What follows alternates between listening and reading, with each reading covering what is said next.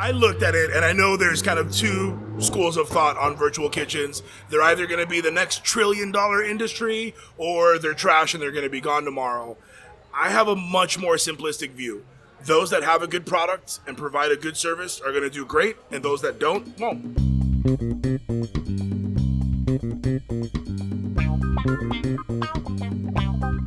Welcome to a new episode of Bang Gong Podcast. We haven't done this. Man. I know thanks to the magic of podcasts, it doesn't seem this way to the people listening, but we haven't actually sat in front of these mics in like a month. I feel like I've been on vacation. This has been great. Man.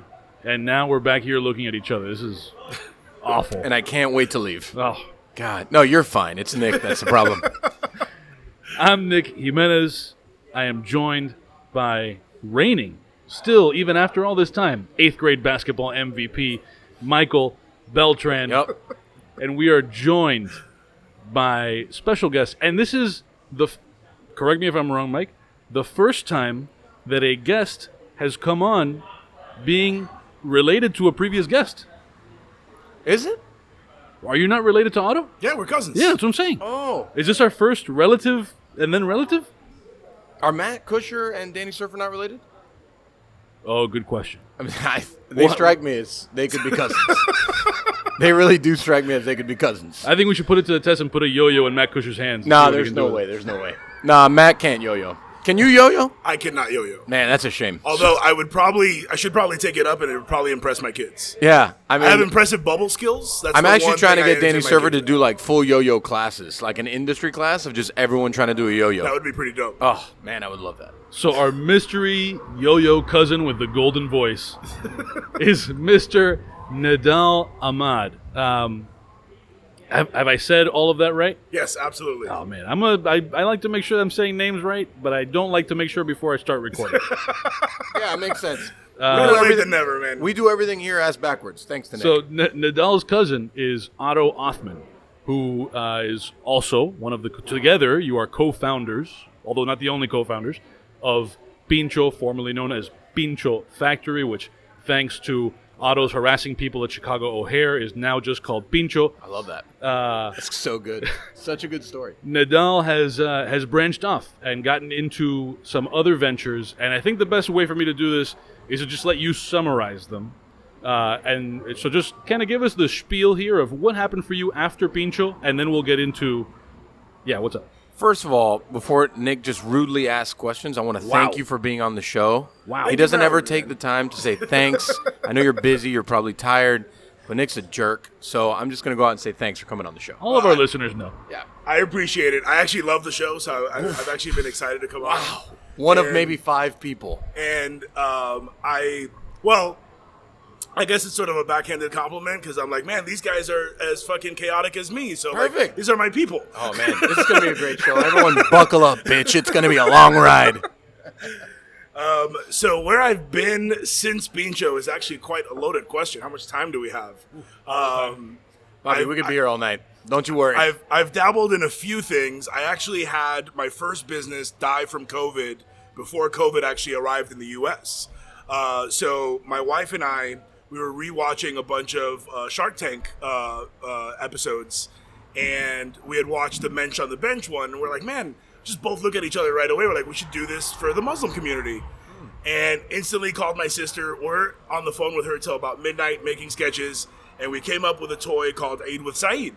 And as you know, we're in Ramadan now, and we were trying to do something to kind of commemorate that. Cool. In teaching kids to do good deeds throughout Ramadan, and then have this kind of big payoff with like writing down their deeds throughout the month, and then a gift at the end of it. That's and cool. So we hired a company out of Boca to actually manufacture the plush dolls for us. Well, and shame on me for not doing better diligence, but what they didn't tell us was they actually outsourced the manufacturing to Wuhan. Of course. Oh man, Wuhan. Yeah. So we were supposed to launch in April of 2020, but in December of 19, production got shut down, and that got put off. We were gonna try to launch it again, and then the plague reached us, and so here we are. And everything's been haywire since. Yeah. Here comes the drink angel. Hi, Emma. Hello. Emma, welcome to the podcast. I told you they knew where to find me. Yeah. Would you like anything? I am good with the water. Of your cheapest brown thing, please. Yeah, the cheapest shit that you could find. Preferably Give it in to a Nick. red Solo cup. Red Solo cup. Yeah. In this place? Relax. Don't make it sound cheap. No, and we're gonna edit that out. Okay. No, we There's a won't. horse next door. Yeah, I know. No, we won't. Come on. Yeah, you Can I know. borrow that lighter? Oh, please? Sorry. So, after the plague reached us, I started a company called Get Real Meals, which was a healthy meal delivery service that was based on the recipes that I personally lost 70 pounds on. I was kind of in a weird place, so I was like, look, I've got this onslaught of really flavorful foods that helped me lose weight. Why not share that with people? And it was going okay for a while, but still not really where I wanted it to be. I think it was a combination of I was not, while the restaurant business and the meal plan business are very different business models. Oh yeah. And so it just didn't take off in the way that I thought it would. And so now I'm in the one of your favorite spaces, the virtual kitchen game. Oh man, love them.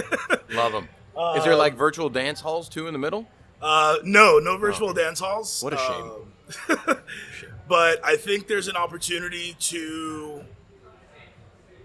the restaurant industry, particularly when it comes to fast casual, fast food, is going through a massive transformation.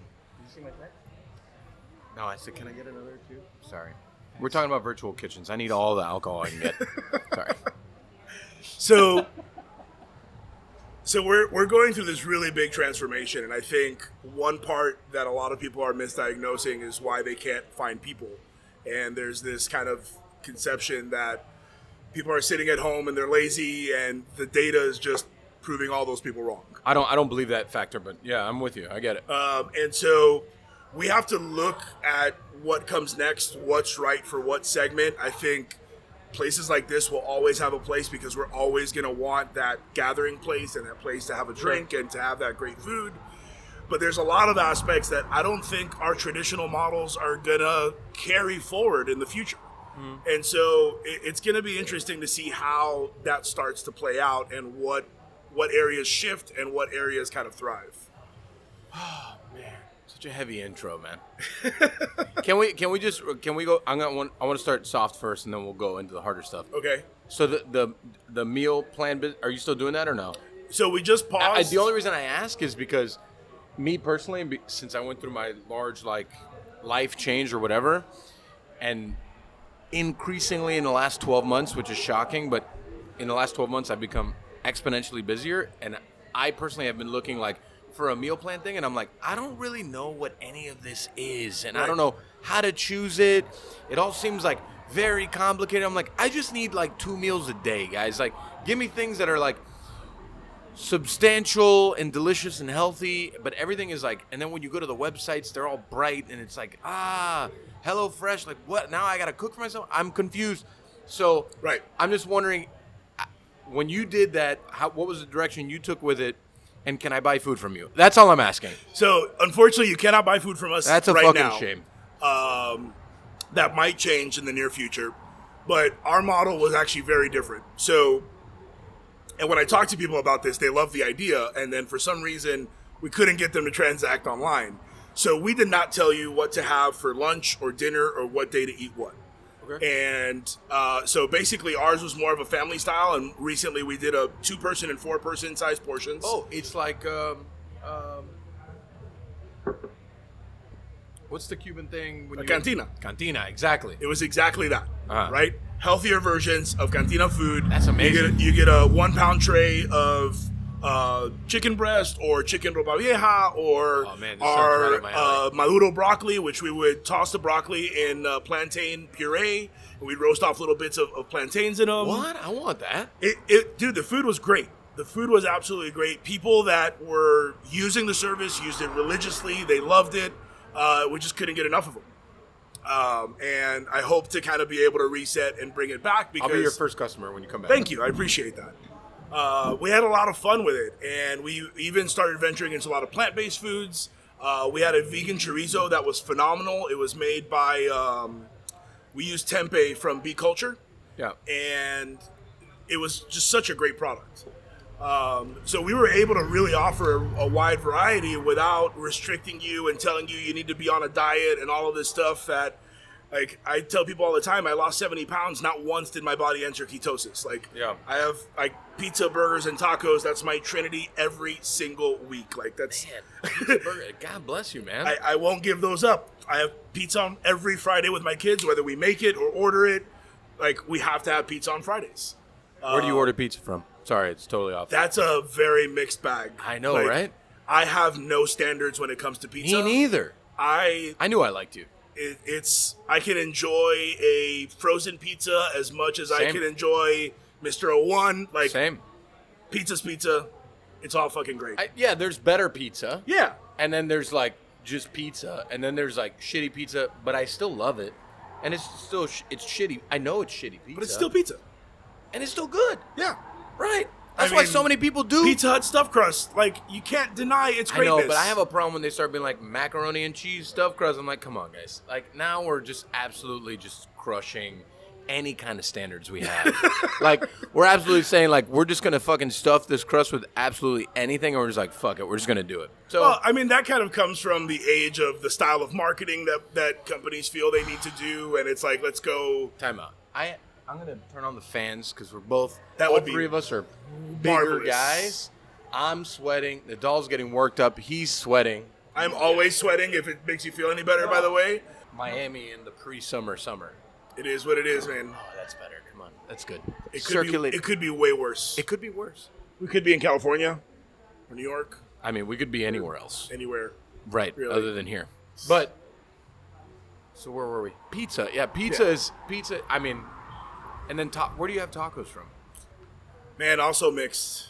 I love, like, shitty tacos, and I love great tacos. Like, I have the middle ground tacos, the ones that are, like, masquerading of, like, we have a great taco, but it's all trash. I have a problem with that, but it's, like, I love Taco Rico, and I love Taquiza, and I love, like, nicer taco plate. So, I'm not a big fan of Taco Rico. I just grew up with it, right? So, like, I get that, I guess. I mean, like, the Taco Rico on US 1 and, like, whatever, 57, I just grew up on it. So, for me, it's the same way it's tasted since I was, like, 10. So, I don't know any different. Interesting. And So, I'm okay with it. there's Like, a place down in Kendall called El Rancho Grande. I love that name. So that place is so busy, they got another place in the shopping center. They're like, we're just going to go do takeout and delivery from here. Love that. And we're going to call it Mexigo. Yeah. And it's like, nobody's going to sit down in this place. It's that fucking good. Good. I mean, place is phenomenal. Yeah. So Road that's trip. that's our go-to. I live out in the Everglades. Like, this is a pilgrimage for me. Welcome to I'm in Lakes of the Meadow, so I'm Oh, like man. deep out there. Spent a lot of time in those man-made lakes fishing for fish that didn't exist. I'm actually right now building a floating dock in our lake back there For the man-made lake. for the man-made lake. Yeah. But I am determined to, like, put a trolling motor out there and do like it. barbecues in the middle of the lake. And That's cool. And I'm ready. I'm coming. It's I just invited myself. you're definitely welcome over, man. All right. So it was pizza. Oh, burgers. Okay. Yeah, burgers. I mean, I don't think I need to say where I usually get my burgers from. I know, I'm a come little on. biased. I know, somewhere Just else. a little. Yeah, somewhere else. But Pincho is still my go-to. Actually, believe it or not, I actually haven't had a burger at Pincho in a while. Here's why. The fucking chicken sandwich is ridiculous. You heard it And- here first, and we're not cross-promoting And at I, all. And I did not create that sandwich. It came after me. This Oh. is not me tooting my own horn. I mean, fucking A, that sandwich Toot is your so own good. horn, bro. It's fine. No, but I'm really not. Like, I'm happy to toot my own horn, by the way. I'm more than That's good. happy. Like, I've That's worked good. my tail off to do some decent shit in my life. I feel you. But this one is actually, like, man, the team today, Adrian, Otto, all of them, like, this fucking sandwich is ridiculous. Okay. And so that's why I haven't had a burger at Pincho in a Second while. burger. Another burger. Another burger.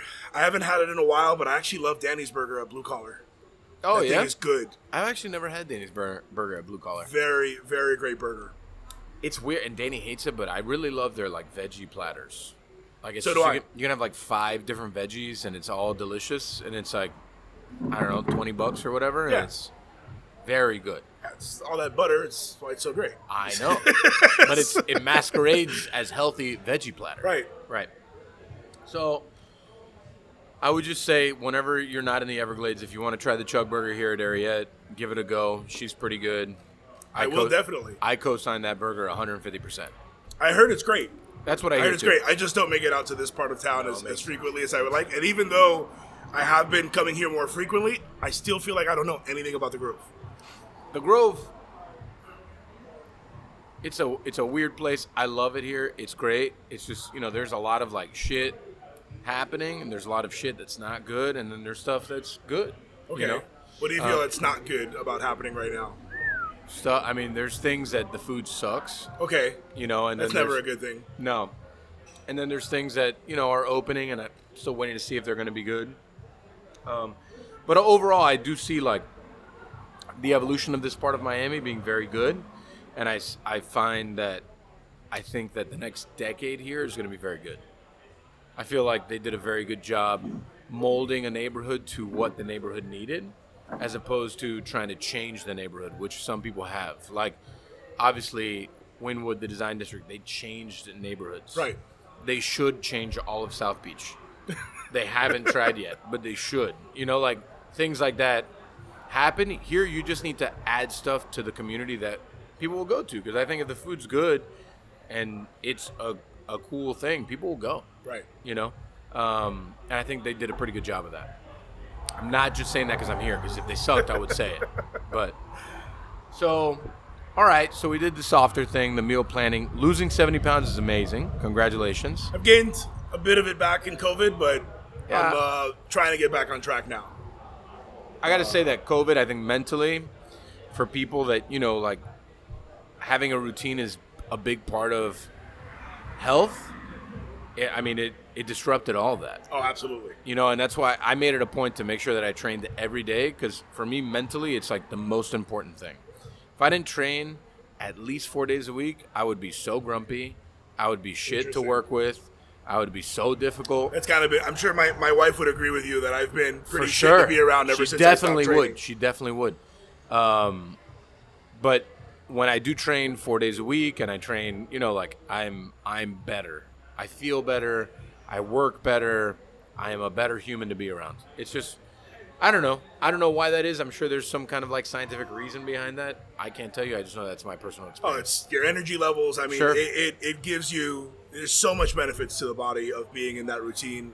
And that's part of why I'm trying to do all this, like, to get me back out on my boat, because that was probably one of the most therapeutic parts of it for me, where, it was exercise, but it was also kind of a mental break. Particularly, it was my key when my kids started fighting. Get out on that boat, and so far, no noise, and I'm exercising. It was fucking amazing. That's good. I like that. That's good. So let's talk about the hard stuff. It's actually not that hard if you really think about it. It's not hard, and I'll tell you. So the disagreement or the different way of looking at things is that you are opening a virtual food hall. Right. Okay. Put that in context to me so I understand what that means. So deliveries have been a part of our consumption for several years now. Sure. For many years, actually. In some cases, for as long as we've known, right? You used to have to call places. Now you order it online, and now you've got Uber Eats taking a third of your check.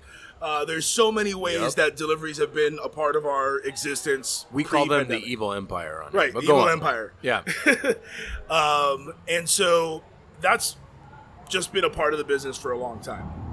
And so one kind of pain point or struggle that we've all experienced at one point or another in our lives. You have different, whether it's dietary restrictions, like your home, where you've got somebody who eats meat, somebody who doesn't, right? And others where, like mine, where there are some nights that I don't know what my kids are going to agree to eat. Whether it's going to be just a French fry and chicken nuggets, or are they actually going to have the vegetables and protein that I made for them? Sure. So that kind of mixed dynamic, or you're having a gathering and having some friends over, and you want to order different things, and you've got to strategically try to order all of these different things to arrive at a certain point. Sure. And so we thought, why not have them all under one streamlined operation, and you'd be able to get all of these concepts on one delivery.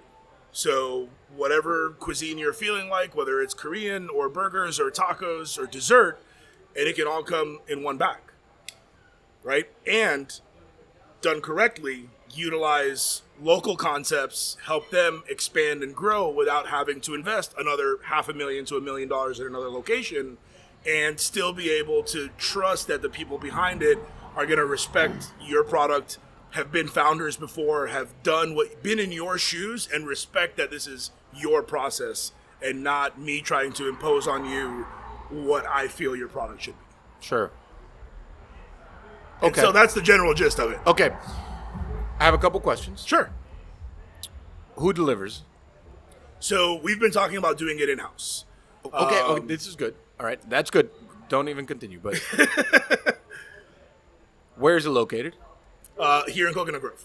Oh, I like that. That's good. Who owns the property? Landlord? Okay, that's good. So are you running the platform completely? Yes. See, but A to Z. but this is completely different than the things I have issues with. I agree. And Right, I kind of that's- know some of the things you have issues Right. So with. I just And we're probably going to agree on more than you think today. and I think that that's great. I'm going to tell you the things that I have like visceral disagreements with. Okay. Right? I hate lies. Right. And when I say lies, I mean a big company comes from nowhere, out of nowhere, and says, "Hey, we have this great thing, and we're going to help you live out your dream. Your dream is to open a restaurant. We have this great ghost kitchen, right? And we're just going to take a third of your check, right? Okay. But you can plot up here and you can do the things and whatever. And then we're going to tout it as like we're very much about the community. This is all Reef Technologies. So Okay. so we're going to tout it like we're all about the community. We're going to give out $20,000 grants, which to landowners ain't dick. 20 grand is not anything. And I'm sorry that in the grander schemes of large restaurants, 20 grand is not a lot of money either. You know, and I know 20 grand goes in Right. the drop of a bucket. I know that better than anybody. So those are things I have issues with. Apart from that, the delivery platform portion. So let's say they get some younger chef or restaurateur or whatever to buy into this thing, and then all of a sudden they're giving Reef Technologies or whoever owns that thing a third of their check. And then now they got to pay out to Uber Eats too. Right. So let's say Uber Eats says, yeah, we'll deliver the stuff for you, and then we're going to deliver it. But my drivers aren't going to know shit about your product. My drivers aren't going to give a fuck about your product. My drivers are probably going to eat some of the product that's in the bag. That even though happens. That happens often. Yeah. And now I know now there's plenty of ways to seal bags. There's also staples, which are nice. Yeah. Staples have worked. Have worked. Really great. They work. But I love the little sealable bags. The I sealable think bags, they're great. right? But we're going to pay extra for that bag that we, at that point, need to charge the guest for, which they don't know, but we have to make sure we do that. Absolutely. And then on top of that, if you're a standalone brick and mortar restaurant, right, a lot of times like the way I would think is, okay, so if my thing is $10, I'm going to charge 13 for this thing to equate the 30% loss. Right. But at that point, the perception on the market is that you're expensive for whatever that product may be. That's correct. So the chain of events is very weird. I believe that places like Reef Technologies, I'm going to speak about them because I've just been speaking about them a lot in the last 4 days, is the Trojan horse of all restaurants, right? I do think that, I mean, your concept is very cool. I don't see it as the same thing, and people maybe could say I'm hypocritical just because we're sitting in front of each other, but I don't see it as the same thing. I don't see it as the same thing either, and that was really the point of it, because I saw some of what you see in a lot of the virtual space, and I mean, inauthenticity drives me pretty crazy. I love this one. When you talk about like, you know, the guy from Jersey Shore and the subs. I don't know if you've seen that. Ike Shahada? I don't know which Nick's one. not listening. One of the Jersey Shore characters has now a virtual kitchen. Oh, no, he does? Yeah. Oh, yeah? And you can Snooki? subscribe to, like, you as a restaurant owner can have his concept being cooked out of your kitchen and delivered on Uber Eats. Fuck that. Exactly my point. Who wants that? Apparently Mario Lopez has a torta concept. Mariah Carey has a cookies concept.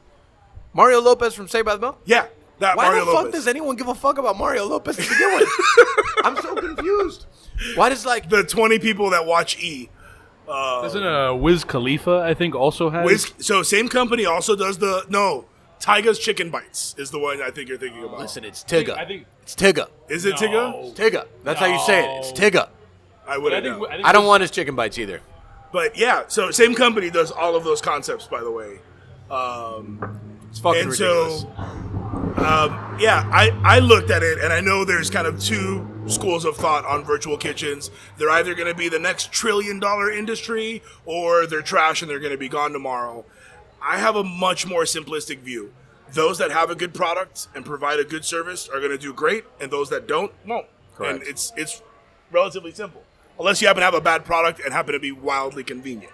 Right. I think that's the only kind of notch where you don't have to have a great product if you're extremely convenient. The Trojan horse here is that a place like the collaboration between Reef Technologies and Uber Eats or Right. Grubhub or Postmates or however they decide to work.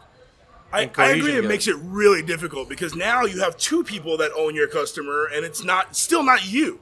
Yeah. You don't own the data, and that's always been my kind of query. And I was a pretty early adapter to Uber Eats. I mean, when we were one of the early sign-ons here in Miami, and we fell for the whole spiel of, well, your dining business is going to stay the same, et cetera. It's all going to be, but your labor is going to go up, and right, and then you're not making the same amount of money. I was horribly wrong. I was right for about 6 weeks.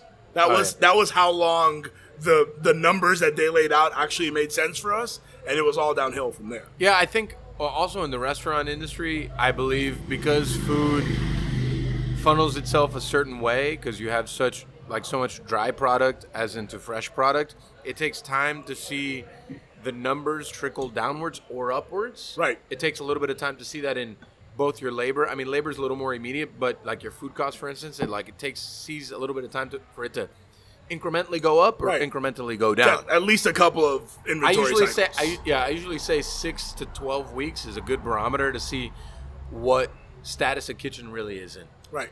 So, I hate the dressing yourself up as something that you're not. Like, Reef Technologies owns land. They are real estate people. That's all they give a fuck about. What they're doing is they're selling themselves to large investors and saying, hey, we want to buy property all over the country, and we're going to sell it as this devil in a white dress. And then they're going to other people and they're saying, hey, we think you're great. We really want to push you. We know you're struggling to open a restaurant, and it's so hard and it's so expensive, and we know it's so hard. Let us do this for you.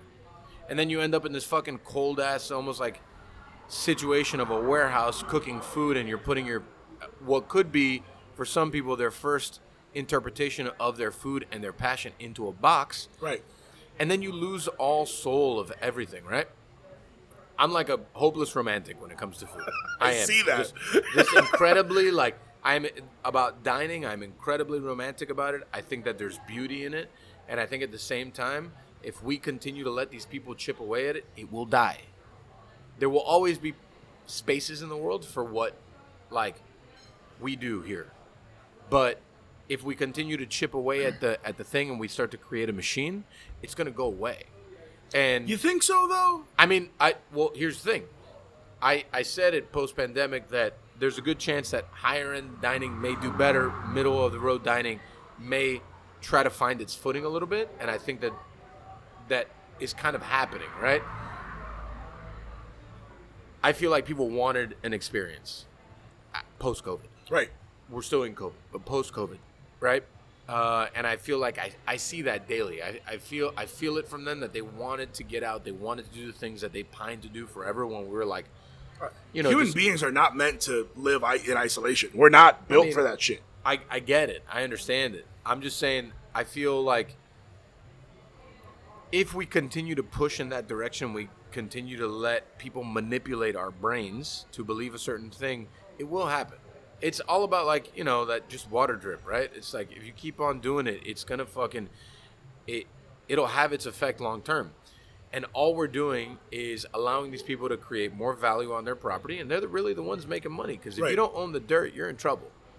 And especially in that concept, I don't know personally, but I would dare to say it's probably year-to-year leases in those spaces. I don't know what their contracts are like, particularly when it comes to the restaurants, or I've seen vaguely. I know food halls, for instance, are year-to-year. Right. And a lot of their conceptually, their stuff is kind of like a food hall without people actually entering the property. Right. So, and you also don't have the ability to mix and match any of those concepts. You're ordering from the individual platforms. yeah. The interesting part for me, I don't think anybody's first venture into the restaurant world should be with Reef. I agree. But I think if you've got one location, right, and you've got this kind of mom and pop operation, you'd like to do something, expand a little bit, add an extra stream of income and don't have the resources to raise money or do etc. I don't know that it's necessarily a bad thing. And But are you okay with them taking 50% of your nut? I mean, think about it. Uber Eats takes a piece, and then Reef takes a piece. That's 50% of the nut right there. So right, you're left with what? But you're also not the operator, right? So it is a licensing or a franchising deal. Yeah. So you have to be kind of comfortable with that world as it is before you even have that conversation. If you're anti-franchising, they're not the person to talk to, Sure. right? But you also don't have to have all the legalities and all of the headaches of franchising, which I know very well. Yeah. And I would advise anybody not to fucking do it. I learned it the hard way. But, there are some people that I would actually recommend, like, hey, you should probably look at Reef. And the way I look at it from a diner's perspective, the times I'm going to order delivery and the times that I'm going to go out and have dinner never compete with each other. Because if I want to go out, I'm not even considering delivery. And the times I need delivery, I cannot consider going out. You said something earlier. I don't remember the exact words you used, but it's like the fake. So if you look through like an Uber Eats, right? Because I'll do this sometimes when I've smoked a little too much. Oh, and you see those concepts that are like, what the fuck is that? It's just like Annette's pretzels and things. Right. It's Jimmy's wings and burgers, and it's just like there's like 1,000 wing concepts on Uber Eats right now. Of course, right? Which actually, if they were to think about it, wings are expensive. I don't know why they're doubling down on the wing, but there's other things you could double down on. You go through it, I would dare to say 50% of them aren't actual concepts at all. They're Right. just offshoots of an offshoot of a thing. Have you ever tried to look up their like Instagram or website? Yeah, never. See, I'm a sick fucking bastard. I do that shit. I don't go that deep. That's a lot of effort. I go through much more effort in life than I need to. I got it. It's a really bad habit of mine. I actually, so back during the beginning of the plague, I had obviously, like everybody, way too much time on my hands and heavy into every type of political topic you can think of. Oh boy. And obviously, I'll leave now. You and Nick can talk. minimum wage, big topic around the country, particularly here in Florida, which we just passed last year. We did. And, a lot of people are like, oh, prices are going to skyrocket and do all of this. So I decided to go on Instacart, Uber Eats, and Postmates and compare a neighborhood in Seattle that was similar in demographics to mine. Oh man, this is And a good look up study. pricing. It was actually really fascinating. Started at the supermarket because that's what milk is going to cost $15. Milk was cheaper than my milk in my neighborhood. Oh yeah. Many of the restaurants very similarly priced. You know where the biggest increases I saw? Fast food. Big Mac was 25% more expensive In Seattle. in Seattle than in Miami. That makes sense. Whereas the rest of the products were somewhere between equal, plus minus 5%, 10%, not really crazy, and then sometimes cheaper. Chuck roast, which I braise really often at home, was cheaper. It's like $1.50 a pound cheaper. And so I was kind of like, well, there goes that fucking myth. Right. I mean, if the sacrificial lamb of higher minimum wage is McDonald's, I'm perfectly okay with that. Yeah, I'm cool with that too. Perfectly okay. Yeah, I'm cool with it. So that was my kind of 2 cents on why I put more effort than I need to, but I'm always hungry for knowledge, and I prefer data and facts over semantics. So Well, I mean, those concepts conceptually, like McDonald's, Wendy's, Burger King, like they build their food to just kind of be like poop and scoop, warm up, microwave, whatever. Like you Right. don't need to be So they definitely prey on lower wage. So Right. When you do get the wage, like when that increase goes up, it makes sense that all their prices would go up. Right.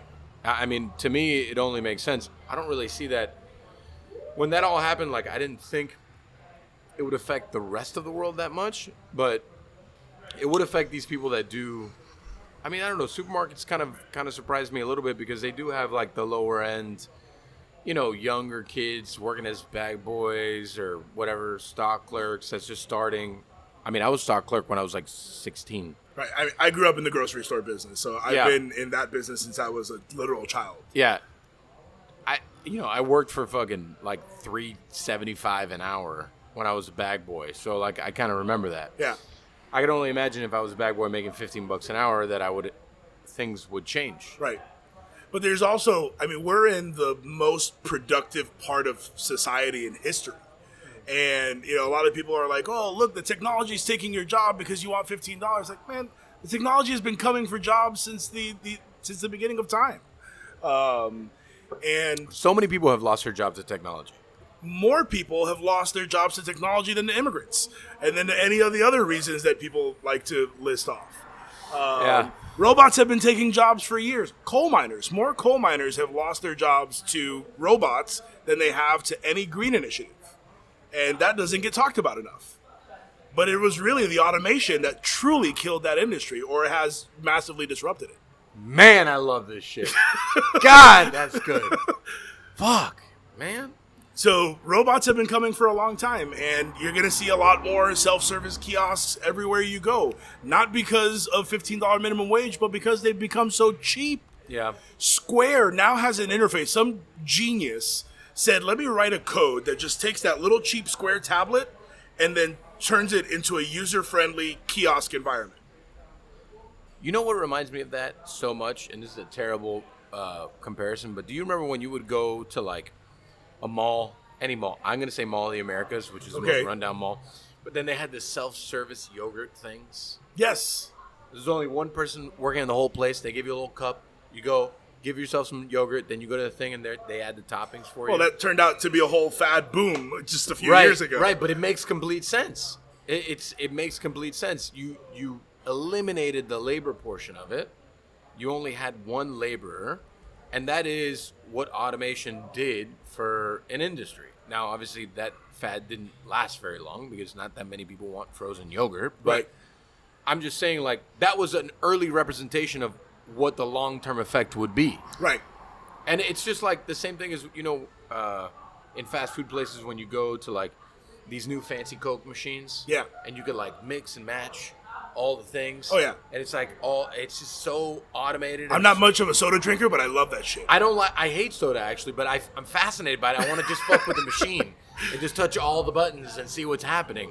That's usually, but stuff like that is just a quick representation of how automation and robots are taking people's jobs. Right. Really. So, man. And it's only going to get worse from here. Oh, this is I only mean, the beginning, man. It really is only the beginning. We are yet to have the first self-driving truck on the road, right? So what happens to those 3 million folks who are out on those roads? What happens to the truck stops that feed them and do all of that stuff, right? There's a big domino coming, and unfortunately our elected officials refuse to look at any of that. Oh, man, I love it. He wants to get all jacked up, and I love that shit. Man, this is good. I want to talk. We need to rewind here. People don't know who you are. We need to talk about like where you came from, the whole thing. I know that we talked a little bit about you on the previous episode. I'll take another. Nick? I think I'm going to go for wine now. Oh, I was Sauvignon Blanc, please. Any wine. Perfect. a little vin action. Is this the first Pancom podcast? This is the first Pancom podcast wine. Yeah, this is the first. Really? Yeah. Holy shit. Usually people are pounding. Jameson's like, I need to get through this somehow. Simon, How the fuck do I get out of here? Simon Kim really threw us for a loop with that martini. Yeah, he's order. like, let me get a martini. A lot of martinis. No, I I think Simon. martinis and a lot of vodka sodas. You guys just didn't. Larry Carrino was martinis too. Oh, Larry was martinis. He's a sophisticated fellow, that Larry. That was probably one of my favorite episodes. That Larry? was awesome. Yeah, I love Larry. I love Larry. Everybody loves Larry. I don't. Anybody who Not doesn't. everybody loves Larry. but Anybody who people doesn't love- like Larry, probably not a fan of them. So. I know. I agree. If you don't like Larry, automatically it's like, oh, Larry's your representation. I'm like, you got a problem with that? It's like, I don't know that this conversation should continue. If yeah. you- Do my feathers look ruffled? I heard that I did an impersonation of Jose Mendina on the show. Did I do that? You did. Did I? I don't remember Yeah, that at all. there was a lot of this. Yeah. That's right. Now I remember. You gotta they come said- to Puerto Rico. Yeah, that's right. Oh, we were having dinner the other day. He's like, hey, bro, I heard you did an impersonation of me. And I was like, I don't remember that at all. Like, I have no...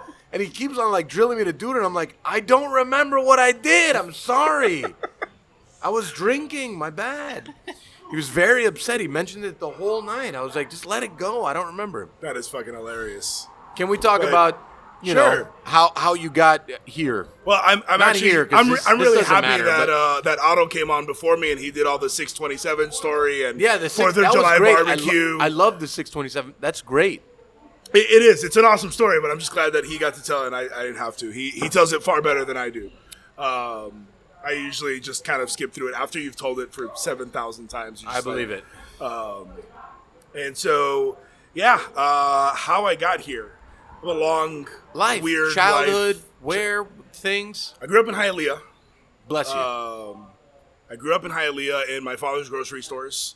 And Otto always made this joke about me that I was an entrepreneur since I was a fetus, and he's Yeah. not that far off. So my father actually immigrated here with a 7th grade education and built himself up by the bootstraps. He's an absolute inspiration. And when I was in the 9th grade, he bought his first. Thank you. He bought his first commercial property. It had 16 tenants. Small. It was off of Northwest 7th Street and 45th Avenue. Okay. And he comes home. He's got all these leases. Puts them on the dining room table. Puts a pink highlighter on top. And he's like, I need you to read through all this, highlight the most important points, and translate them to me in Arabic. Oh, wow. So by the time I graduated high school, I actually helped him run and manage 3 shopping centers. I was the leasing agent for him, did all of that stuff. And then when I was 19, attempted a ground-up development. This property he's got on 35th Avenue and Northwest 103rd Street, where the zoning was for residential, and we wanted to do kind of a shopping center style thing. And then, of course, when the commissioners get involved, it's like, well, in 2055, there's not going to be enough housing, and in 2075, there's not going to be enough business. So we settle on a mixed use. And they still didn't pass that. So was not able to get through my first ground up development at the age of 19. But it was a hell of an experience. I was managing the architect, I was managing the attorneys. I'm a fucking kid, like literally a child doing this. But I learned so much from him. And it helped me a lot in my career. Our real estate rates at Pincho are some of the lowest. So we've always managed to really sniff out good deals and maintain a pretty low cost of occupancy. I hate to cut you off, but that's such a key point because I think younger restaurateurs, chefs, restaurateurs, whatever, they don't understand the value of a lease and how important that lease really is to the long-term viability of your concept. Absolutely. I mean, it is pivotal that it could happen years before the thing even starts construction. Right. Like how important that lease really is. So talking about proper lease term, like some of the best value to actual property and actual square footage that you have, the deal you work out with the landlord, it's all so fucking important, man. All so important. Sorry. Absolutely. And it's so hard to find landlords that also empathize with you at all. They don't empathize. And, you know, one of the biggest disagreements I always have with landlords regarding leasehold improvements, like, man, I can't take any of this stuff with me. Fucking men. Like, what the fuck am I going to do if I put in the grease trap? I'm going to dig it up afterwards and, like, carry it on my shoulders? Like, I was talking to a landlord recently, and we were just talking about windows. I was like, these windows need to be updated. And they're like, well, yeah, you guys can update the windows. I go, I'll tell you this. If I update the windows myself, I will take the window with me when I'm done. Well, what are you going to do with the window? It doesn't fucking matter because it belongs to me. Fucking shatter it if I want to. The window belongs to me. So if I update the window myself, I will take the window. Believe me when I say it, I will pay the money to take the windows with me if I update them. So you guys should update the windows. If you don't want to update the windows, you let me know. If not, I'm taking them with me. I think so many people underestimate how hard it is to be in our industry because literally nobody gives a fuck. Nah. Right? Once you sign that we have dotted no line, fucking empathy. And no, not just when you sign it, like from the landlord to your equipment providers to your, even sometimes your guests, unfortunately. It's like nobody gives a fuck. Shut up, work harder. Yeah. What do you mean you don't have the chicken? I want the chicken. I'm like, we don't have any chicken today. And I'm just like, that's a simple representation of like, people don't understand how there's so many reasons and so many levels to why things happen. People will never think that deep. But it's our job to think of all. I really feel like my job is to think of all the things that can go wrong and try to make sure that less things go wrong. I feel like that's where I'm at. It's like, make sure less things go wrong. Because things are going to go wrong. That's all you can hope for. I had this saying at Pincho that I said over and over again. It's like, make new mistakes. Like, let's just not repeat them. Oh, that's a good one. Let's just make some new ones. I'm going to use that. I'm stealing that. 100%. Steal it. Please do. Yeah. Because it is a great motivator for people where it's like, man, I understand that you're going to make mistakes because expecting perfection is never going to happen. I've made that mistake early on in my career. When you first get into this industry, you've got this massive ego and you think you're the shit. And then after a while, you realize, wow, I'm really not shit. You think it's an ego thing? Definitely. I think it's a standards thing. I think you can have high standards without being an asshole. No, I agree. Right. No, I was an asshole early on in my career. That's what I'm saying. It's criticism of myself. People still call me an asshole. They're probably listening. Thank you, guys. Hey, I appreciate it. I'm sure plenty have called me one as well. That's patreon.com/DadeMag. Hashtag Mike's an asshole. Yeah, that's a good one. It happens. But the reality is, I mean, you've got to let people make some mistakes, and you've got to encourage more. They've just got to be new. We've got to learn from those past ones and make some new ones. I think mistakes are a good learning tool. It's if you don't learn from your mistakes, then you're an asshole. Success only comes from making those mistakes Correct. and learning from them and failing and trying and retooling and trying again. Agreed. I mean, think about when you're writing a menu. You put something on there and you're like, this didn't work so great, but if we took this and put it onto this plate, it actually might work well. Right. Right? And that's basically the sum of life. Yeah, right? yeah. It's like we've just got to take this ingredient and move it over to this plate. Trial and error. That's all it is. Trial and error.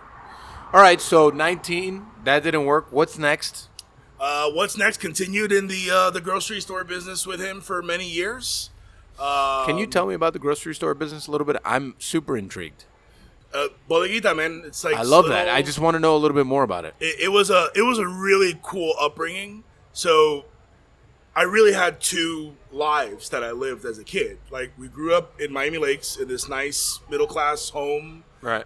Went to Miami Lakes Elementary, Miami Lakes Middle, and HML.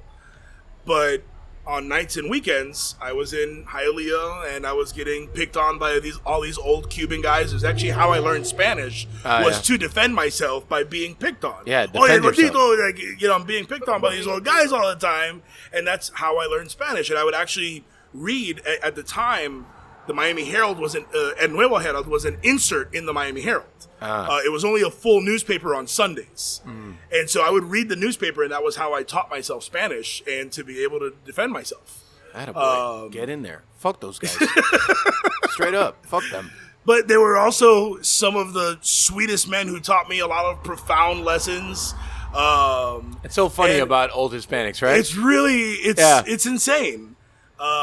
And so it was always really cool. It was a huge part of who I am today, was that kind of mixture and understanding people of different backgrounds, people from different countries, people who fled communism. It's always a really cool perspective to learn from older people. And in another part, so when I was in the 6th grade, my father decided, okay, you've got to learn better. I spoke good Arabic, but he wanted me to learn like more traditional stuff. Oh, boy. Ships me over to the Middle East. Oh, boy. Right?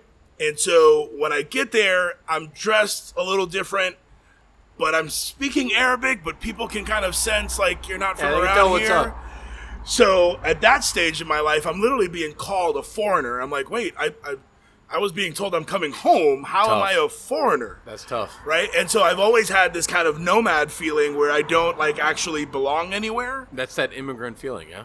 It's like, here, yeah, he's a Muslim and he's Palestinian. And over there, it's like, oh, he's an American. He's a foreigner. It's like, bro, so our dialect, both my mother and father come from very small villages. And for some odd reason, we pronounce our K's as a CH. Okay. And so I remember having an argument with a guy. I'm like, bro, I literally speak with the CH just like you. Like, what the hell are you calling me a foreigner for? Like, and so that was a really interesting time in my life. And then as a senior in high school, when there was a literal war going on in the Middle East, my father was like, let's go again. Oh. And so my senior year in high school, I spent dodging tear gas and bullets and getting chased by tanks just to go to school. Amazing. So wild kind of ride of a childhood. For sure. That was a lot condensed in a little time, but it was crazy, man. I mean, that year that I spent there, I remember once they had blocked off a road for security reasons or whatever, and we had to Time out. We have a visit from come former on. guest, Dave Arvello, everyone. Dave Arvello. We're going to Oh, clap it things up. First round are happening. management himself. Podcast My neighbor. alumni. Podcast alumni. You know what's happening here. Yeah, I do. How was your chug burger, sir? It was great. All right. Great. All right. Love Dave, that. Nadal, Dave. Yeah. pleasure to meet you, man. Bro. Yeah, Dave's my neighbor. Also Cool. works for First Round Management. He's here eating a chug burger. Came here, made a chug burger, and talked about signing a couple more world-class fighters. Things happen at Ariete over here, huh? Big things happening. That is great. Big things happening. That's- Make sure they keep their right up. That's the I won't name drop as to what restaurant it was, but the coach I was meeting with is one of the better MMA coaches in the world. He said he wanted to meet at a restaurant down the street. He wanted to meet at Green Street, and I didn't allow it. I knew that was gonna I happen. was just like, man, let's just meet at Ariete. It's right down the street. Yeah. Great setting, great food. Fuck that. Like, let's just go there and stuff. So he was like, okay, brother, I've never been there. I'll try it. That's what I'm talking about. All right, Dave. But I'll see you guys. All right, brother. Yeah, man. Have a great one. Pleasure to meet you. I feel like that was like a scene from like Mr. Rogers when like the neighbor comes and visits and he just like just like drops a line. He's like, "Thanks for being my neighbor," and then just leaves. Now I want to get like a little train track for whenever we record. That's so good. Have like a little pig riding the train with a I crown know, on it's it. So good. Oh man, I'm sorry. He definitely no, it is interrupted quite me. all right. Yeah, I know. But But like I said, I feel at home with the shit show of this show, so I we're know, good. and it's so perfect. It's great. We can bounce around as much as we'd like. So, man, sixth grade? No, you went back in high school? Both in 6th grade and in high school. My senior year. Didn't actually get to walk with my class. Oh yeah, Yeah, that probably. Oh, you went to HML? I did. Oh yeah. What year? 02. 02. So you're a year older than me. A year older. Okay, so after HML, what happened? HML for the people in Oregon, New Jersey, Salina, Kansas, and anyone on the West Coast is Hialeah, Miami Lakes. It is a high school called HML. One of the best high schools out there. So Second best, but it's fine. Everyone's a far second, but it's quite all right. It's all right. We'll agree to disagree there. Yeah. Hey, we put out what's his name? Vincent, guy who played Kingpin in the Daredevil series. He did? Oh yeah. That's an HML alum, man. Oh yeah. Yes, That was I a good can't show. pronounce his name to the life of me, but You're talking about the Netflix show. yeah, That was a good show. that was a great show. Good show. I just finished, and we'll talk about this in part of recommendations, but I just finished the Falcon and the Winter Soldier. It was fucking fantastic. It was a good show. That was really great. good show. All right. I've been loving the Disney Plus shows. Disney does some things right. They do some things right. Some things. Although I'll disagree with them on how they're pandering to China, but we'll leave that. Oh man. Oh, let's do it. I'm out of here. Nick's taking over the show. This is taking a whole different turn. Vincent Philip Donofrio. There you go. Or Donofrio. I don't know how you say the last name. I don't either, but he's an HML grad, and I love him. Donofrio. And I Such love a collegiate. Donofrio. Vicentico Donofrio. That's another guy who you could also just give him a Vicente You're Gordito. such a collegiate. Donofrio. That was good. All right, so after HMO, what happened? So after HML, went back, was still working with my dad, and then got into the restaurant industry. My first stint in the restaurant industry was actually at a concept called Snappers Fish and Chicken. They tried to open here in the Grove. Did they? They did, right? Like West Grove. Really? It's a tougher part of the Grove, but like, and I was actually, and it was cool. It was like a standalone space. They had their own parking or whatever. Only lasted 6 months. Wow. Yeah, I had some high hopes. Food's actually pretty good. So I actually have a great story of my very first day there, very first day in the industry. Okay. So show up, they're training me on all this stuff, giving me the lay of the land, the What fish, station? the batters. What station? The hotline on the fryers. All right, Fry Station. That's where you go. Yeah. I love that. So they're walking me through everything, how to bread everything. Everything's breaded to order. Little known fact about them. That's nice. Yeah. Snappers Fish and Chicken. They So, bread everything to order. I love They're that. showing me all the ropes, but for some odd reason, it's my first day, but my intuition was like, something's off about this. Changing the oil during the lunch rush on one of the fryers. During. Yes. That sounds chaotic, and I don't Yeah. like it. Well, How many fryers do they have? that one was one of the busiest stores. It had about 6 or 7. Makes sense. How many fryers were they dropping? It was just one. Okay. It was just one. I can't remember the reason why. It all just looked very off to me. It's a very anxious situation for me. So, whatever, I'm like, what the fuck do I know? It's my first day, so I'm just going to shut up. Drop do the what fryer. Yeah. Got Just it. going to keep doing what I'm doing. So I'm just starting to get the rhythm.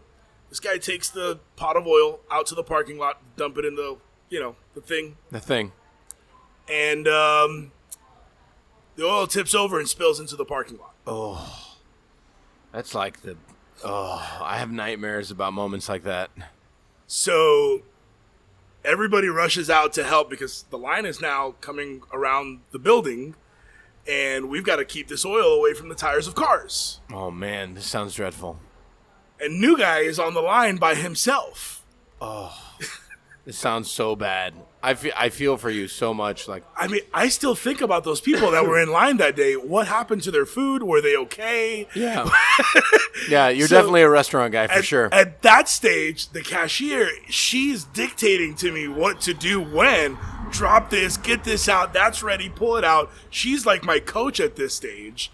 And I have no idea how anybody's food turned out. And I still think about all those people all the time. Isn't that crazy? That's just such a restaurant person mentality, like a real restaurateur. Like, those bad services we have, I just think about like, man, was the guest okay? Are they fine? Like, are they okay? Like, did they go home? Like, what did they think about when they went home? Like, it really, like, I'll wake up in the middle of the night thinking about a bad service so many more times. Actually, just all the times more than like a good service. Really? Oh yeah. At a good service, we did our job. A bad service, how did I fail? Yeah. That's how I feel. And it's a daunting thing, but that's how I operate in my brain. So Later on, after, I think store 6, I started to become immune a little bit to that. Right. Yeah, it would bother me, obviously, if we didn't do a good job. But I had so much keeping me up at night that I physically couldn't do that anymore. Right. But it's an interesting way of looking at things where you really do obsess over that, like making people happy. And It would be interesting, and I've never been in that situation, which is if you have several concepts of the same, how that would affect me. I don't know how it would affect me because our concepts are all very different. Right. So all their problems are very different. They all have solutions that people don't like to come up with, but they all have different problems. So I would be interested if we had like 10 chugs, Right. 10 Ariettes, how those problems would feed my brain and like how what would keep me up at night. The problems are still different. Every store is unique Yeah, because yeah. every human is different, right? So everybody's going to make different decisions that are going to drive you crazy or do something where it may have been very well-intentioned. And sometimes you make decisions that at Don't the work. time are like, oh, man, Great. this is going to be a game changer. Right. And I have a perfect example of this. So we, over many years at Pincho, we've always had a ticket time problem. I've always been like a stickler. Like, I want things cooked to order, wanted things a certain way. Good for you, man. So That's good. That's not a problem. That's the way shit should be. it's kind of a problem because it did hurt us in sales in some aspects, particularly at the height of our growth in 2016 and 2017. You could not go to a Pincho on a Friday or a Saturday and not wait an hour. And at a fast casual restaurant, that's just unacceptable. Right. And so we got these. We didn't want to shrink our burger. We thought that 5.33 ounces was the right amount of that sounds solid. ratio. It was perfect. Third pound. That's what we wanted to do. So we went with the same weight, but slightly thinner. Mm-hmm. We tested it on our bun. Stood out a little bit, but it was still good. But on the Tostón burger, for some odd reason, we didn't fucking test that. And it looked horrible. Mm-hmm. And then in the testing phase, things always go a little bit better in the testing than in practice for some fucking reason. Of course they do. And 'Cause you're doing it. And we got brutalized. I mean, people are like, what is this fucking steak and shake shit? Oh, look, you're growing and now your quality's dropping. I'm like, no, I swear. It's the same grind. It's the same everything. Like, I was really intentional about this and it fucking backfired. It was horrible. And so, you just got to be able to recover from those. And thankfully, our burger suppliers were really responsive. We called them. We're like, hey, we fucked this up. Please help. And they had a batch of our previous size out to us, within days. Yeah. We were fully stocked. Do you think this is an interesting conversation I have often? Do you think that for me, I'm a prep heavy cook. Like, I always prep heavy so that service is easier. Right. It's tougher to think that way because you have to think of all the things that are going to go wrong and the intricacies of humans and like how they prep things and how they wrap things and how they do things and all that stuff.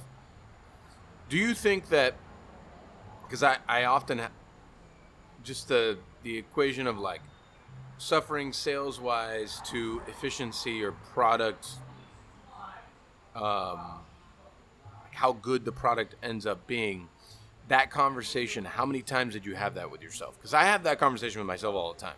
Like, I want everything cooked to order. Right. Like, we don't, like, even for our whole chicken and our whole duck, or our duck is a little different, but our whole chicken, like, we roast that thing to order. And Really? Oh, yeah. It takes 32 minutes. It's time tested and solid. Interesting. If I've got to it- have that. If it's hung for 45 minutes, which is hanging, for the people that don't understand what that means when you hang a protein so it reaches room temperature, so then when you cook it, it is not cold on the inside. If you hang it for 45 minutes, it will take 32 minutes to cook completely. So, but I prep service for that. Obviously our dynamic here is different, but it's like, you sell a chicken, it's like, okay, this chicken's going to take 40 minutes to cook. Right. The whole thing, because it takes 30 minutes to cook, 10 minutes to Gotta rest it. Yeah. the whole thing. I have that conversation often because you have the conversation with myself. I'm not crazy. I just have a conversation with You myself. have to have these conversations You do. with yourself. But it's like, Do you pace in the middle of the night about these conversations? I wake up in the middle of the night all the time. But it's really just like, I want to sell more of them. Right. But at the same time, we can only produce, I think our max is like 7 a night. But if we sell more, obviously the check average is higher and you make more money or whatever. But even so, because of the state of the industry, like right now, I cap our books every night. We're only allowed to do X amount of covers every night because if we do any more, service and food will suffer. Right. So it's like it's a trickle, man. It's like It is. It's a huge trickle. Like the more time that a product takes, the more time a server needs to be at a table, and it's like this huge, it's this internal struggle because obviously as a business owner, you want to make more money, but you want to put out the best product because it represents who you are. Right. So it's a tough dynamic to be in. It is, and ultimately it comes down to what are your goals, right? And who are you answering to, right? How many investors do you have? What do they want to see? What are they expecting? What type of lifestyle do you want to live? So what I love about this industry is there really are no fucking rules. None. Oh, yeah. No, I there love are that. no rules. Yeah, I know. You make the rules. And you've just got to find the right mixture of people who are comfortable with your brand of crazy, and you run with that. I've been very lucky. And because we're all crazy in this industry, there is no sane human being who wakes up and says, I want to be in the food industry. Like, no rational human being does that. You have to be completely irrational to be in this business. And so both of those things are right. Like, whether you're a sweet green where everything is sitting on a line ready to scoop and serve, and for you it's about that, where do the ingredients start? Or whether you're hanging chicken for 45 minutes and making sure it's perfect every time, both of those things are great. And there's a place in the market for all of that. I think every restaurateur is a special brand of crazy. What keeps people up at night is it varies and it's different for everyone. Like, I feel like what keeps me up at night is more like those failures. I think goals, they can be within yourself, but they will come if you do the things that you believe in. If you stay, I know what my personal goals are. I know that I believe if Michelin ever came, I want Ariete to have a star. Right. That's my personal goal. There's other goals too that are great. And I think financial goals, I really do feel like they come with the territory. Like, if you're smart as a business owner and you think about that, because there's a lot of chefs that don't think about that, it'll come. It'll happen. It'll fold over. There's a lot of sacrifice in the in-between, and very well. We'll go back to, was it 527, 627? 627. 627. The sacrifices you make in the meantime so your concept can be successful, there are years of sacrifice. Absolutely. It's not moments. It's Right. years, and you live them. It absolutely is years. And I truly believe that those years of sacrifice program your brain to think completely differently. I mean, it literally, it just does a thing to your brain that it's like you felt that hardship and you don't want to go back. Right. So you play this fine line of okay, I know what it takes to make money. I know what it takes to continue doing and living within the standard that we live. So how do we equate the both? And I think those are things that keep me personally up at night. For everyone, those hardships and those things that keep them up at night are different. Yeah. I don't read reviews. I think if I did, I probably would never sleep. Think so? Yeah, I don't think I'd ever sleep. I think everybody should read reviews, I but have understand which reviews to ignore and which reviews to actually show your team. I think that my team reads reviews, and they inform me of the ones I should know about. That's a great dynamic for some people. Yeah. I can see that. So I made it a point. I knew everything being said about Pincho every minute of every day. Oof. It was... God bless you, man. But I also knew how to compartmentalize that, where I wouldn't come down on my team if I saw a review where I knew where it's fuck off. Right. Right? But sometimes we've been able to find really valuable information in a timely fashion and correct something at a store before it was widespread. Yeah. Right? So there's some value to that. And sometimes it's got to be your team and sometimes it's got to be you. Yeah. No, I mean, I feel like that practice has worked for me, and they've been able to address things that even without even me knowing. Great. And that's, they are my team because I trust them for the thing, and that's the thing. So, I don't know. I just feel like if I read through all of them, and it's just it would just drive me nuts. Well, for me, it wasn't just reviews. It was hashtags. It was searching on Twitter as two separate words. All of it, every day. Even after I left, I found myself still doing that it just became habit for so long that I wanted to know everything that was going on at all points. How old were you when Pincho opened? Man, we were babies. Otto and I were both 24. Otto had just turned 24 a couple days before the grand opening. My brother, Nazar, was 19 when we started Pincho. Right. And I look at the things my brother has going on right now, and I look up to him. He's an absolute, he's a beast.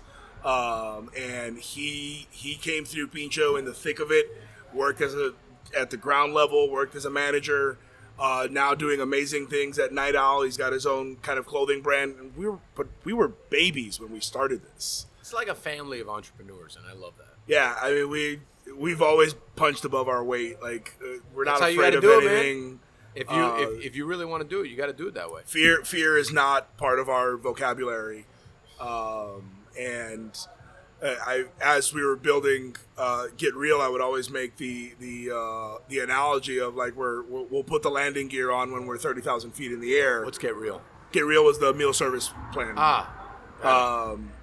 And so, you have to go for things sometimes. And for me, COVID was a massive disruption. I mean, I lost half of my net worth, not just like my savings or my income. It was my net worth that got massively disrupted in all of this. God bless you for just being like very normal while you say that. I mean, I am now. A few months ago, I got to some pretty dark places, and it was very hard. Yeah. And so you have to work through it. You have to seek help. In my case, it was therapy that helped. Same. There's so much that like a human can take on their own. Yeah. And thankfully, I've got a great support system. I've got 8 siblings. 8? 8 siblings. I'm the oldest of 9, man. You're the 8. You're the oldest. Yeah, I'm the oldest. Fuck. Well, how Yeah. old is the youngest? So my father got remarried, and my youngest sibling is 7. Jeez. I have siblings the age of my children. Like my siblings Wow. and kids play together. So like, it's their uncle or aunt. It's their aunt, yeah. Wow. Yeah, and they make it a point to remind my kids all the time. Yeah, that's good. That's Like, that's you have amazing. to listen to me because I'm your aunt, Yeah. even though we're the same age. That's wild, man. The oldest of 9. Yeah. It's just me and my sister. Small. It's very small. That's enough. Mercy is a crowd of 10. So I get it. Listen, I don't understand how my parents do it. We have 3 kids at home and 3 girls. We're outnumbered, and it's a battle. I bet. It's a fucking battle. I bet. So you were 24 when Pincho started? 24. Your brother was 19. Yep. Otto was Also 24. 24. How long was that? That was you were there for what? I was there for 7 years and change. So November to 2010 to about April of 2018. What from the 7 years, what were some of the moments that you remember the most? I'm sure there's so many. You got to boil it down to 3. Come on now. So many moments. I don't know that I can do 3. One that was absolutely batshit crazy. We were still just Bird Road. I love Never batshit been to our crazy. Bird Road store. It's 1,200 square feet. Does not have a walk-in cooler. Oh man, It's those got are- this 300 square foot hallway that just disrupts everything. It's the Okay. worst layout on the planet. second gen space. Second gen space. I believe it. There was the one landlord that would take a chance and give us a good deal on it. Even kept all the equipment in there for us, and he's like, "It's yours if you stay 5 years. All the equipment's yours." It's a nice deal. It was, and actually, probably one of the better landlords I've dealt with in my career. Good for them.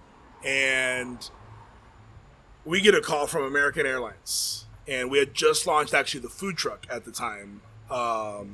And I don't talk about those days a lot. Those were traumatizing. I believe it. And we get a call, and they're like, "Hey, we'd like catering for 5,000 people."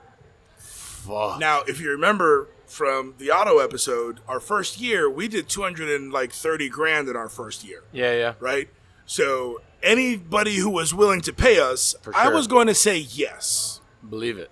So this was in early year 2. Get that call. Adrian had just joined the organization, which was a huge pivotal moment for the company. And so I get that call, and they're like, hey, we want you to cook on the tarmac, and it's to serve 5,000 employees for Employee Appreciation Day. And I was like, yes. How much do you want to pay? Yeah. And they gave me a budget, and I was like, I will make that budget work. My wife and Adrian get in a little later, and like, hey, we got a catering gig, 5,000 people for American Airlines. And their first question is, well, how the fuck are we going to execute that? Right. I'm like, I don't know, but I said yes, and we've got to figure it out.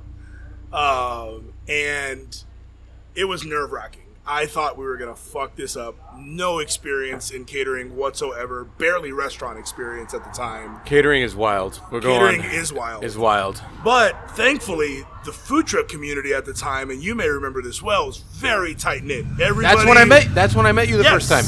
Yeah. So everybody knew each other. Everybody was willing to lend a hand. It was a very kind of tribal community. Yeah, it was cool back then. Yes. Not so much anymore. So Adrian actually had a truck just before that called the Flying Saucer, which I think you guys had talked about with the tenders and stuff. Yeah, I know. I totally misinterpreted it. It was like, but it was cool. I get it. So we got his truck, and then Alfredo from Mr. Good Stuff. We called Pepsi, and we're like, hey, we need a trailer to be able to house beverages. We need something that we can do some ice. Can you help us? They offered to help. I've always had a wonderful relationship with Pepsi, and even though I slightly prefer Coca-Cola as a company, I will always lean towards Pepsi to do business with. But you don't drink soda. I don't drink soda, so it's funny because I don't drink soda either, but I prefer Pepsi over Coke. But Coke, if you want to sponsor this podcast, I totally love you, and you can sponsor us and give us all your money at DADE Mag. What is the thing? What is it again? It's ads at DADE There it is. Mag.com. That's it. Ads at DADE. that was Coke, a Joe here. Biden 30110 moment. You know the thing. Whatever. I'll just take all your money. It's totally fine. You know. So we show up, CBI truck, truck full of ice, a truck with Martin's potato rolls, 3 food trucks, Good rolls. and like we just caravan in there like we had been doing this our entire life. Like, Nice. Act like you've been there before. Oh, yeah. That's always my thing. yeah, we got this. On the way to the airport, the Pepsi trailer they gave us, the tire explodes. Oh, man. There's just rubber everywhere. We have all the sodas on this trailer. No spare tire. It's 5 a.m. We've got nowhere to turn to. We had to turn back, unload the trailer onto one of the food trucks, and rework now what was a wonderful plan into this new plan. Pull up to the tarmac. There's planes taking off just like a few feet away from us. That's pretty cool. It's one of the coolest gigs I've ever done in my life. Yeah, that's cool. And we've got Otto, his then girlfriend, his now wife, my mother-in-law, my wife, couple friends who volunteered to come over and help, a cook from Blue Collar who Danny lent us. Thanks, Danny Surfer. And we did it. Like, somehow we pulled that whole thing off. We had to rework the positioning like twice to figure it out. And somehow we fed 5,000 people in the time frame that they gave us. That's amazing. Definitely one of the coolest gigs we've ever done. Love that. That was a long for just one. Now, I know, but I'm waiting for 2 more. It's a hard follow-up, man. that is a hard follow-up because that was definitely one of the cool ones. A funnier one, so the first grand opening that I missed was actually Pincho Kendall. It was also the biggest grand opening in the company. So I was in Poughkeepsie at the CIA doing this like seminar. It was actually a lot of fun. That's cool. I'm doing a seminar for them too. Oh, really? Yeah, in November. It was really cool, and I'd never been in like upstate New York. The scenery was absolutely gorgeous. Had a great time. So as I'm boarding the plane, the grand opening has happened. It was actually April 20th of 2017, and yes, we did pick that date purposely. What was the date? April 20th. Okay. Oh yeah, that's good. So for people who can't do that, that's 420. That was, and it's a great day to give out free burgers because we did free burgers for all of our grand openings, or most of our grand openings. Man, that is such a grand opening. Yeah. So I call Otto right as I'm boarding the plane. He's like, bro, people are waiting an hour. The line is down the block, and I don't know what the fuck to do. And I'm like, well, they're waiting, right? He's like, yeah. But I'm like, so what are you stressed about? Yeah, if they're waiting, bro. Like, that's awesome. He's like, no, you don't understand. The toilet backed up. It's a brand new store. How's the toilet backing up? There's people waiting in line. That's how. That was definitely a nice kind of comedic relief. I when I landed that day, I was getting all kinds of, where the fuck were you? I was like, I was having fun for a change. I'd never missed one of these. Right. You got to do you, man. Little known. So at all of our grand openings, I almost always ended up at a McDonald's drive-thru because I never ate anything. And because I you didn't want to make sure you had enough food. I didn't want to disrupt the team. Right? They're freaking hustling, working their asses off. The last thing I want to do is like, can you make one for me? Like, I would tell myself to fly a kite at that stage. Yeah. So I'd always end up at a McDonald's drive-thru. So that was the first one that I missed. It was a big moment, big store, but the team, as always, pulled it off flawlessly, or as close to flawlessly as they could. Number 3.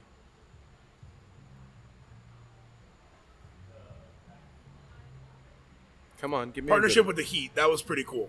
So Tell we me more opened about up. that. We opened up in the arena, and I sensed the concessionaire had a little bit of hesitancy about us. The Heat were really wanted to bring in more local brands and have a more Miami food program. Mm-hmm. But obviously, concessions aren't built to handle operations like ours. Right. So we had to kind of meet in the middle there, and they put us up in the 300 section in a corner where nobody really went.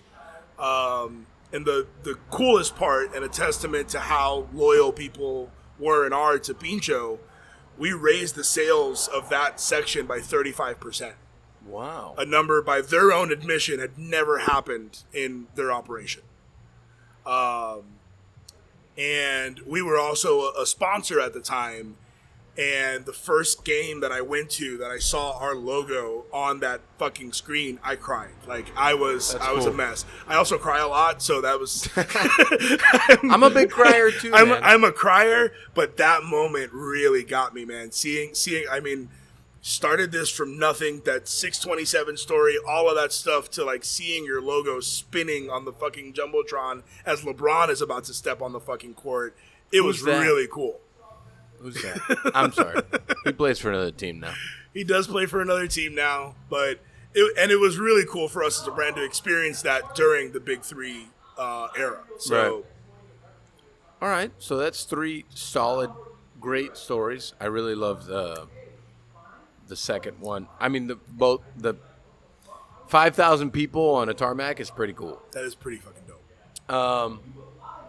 So then, what led to you leaving 7 years later? Man, a big part of it was my health. I was a 307-pound chain smoker.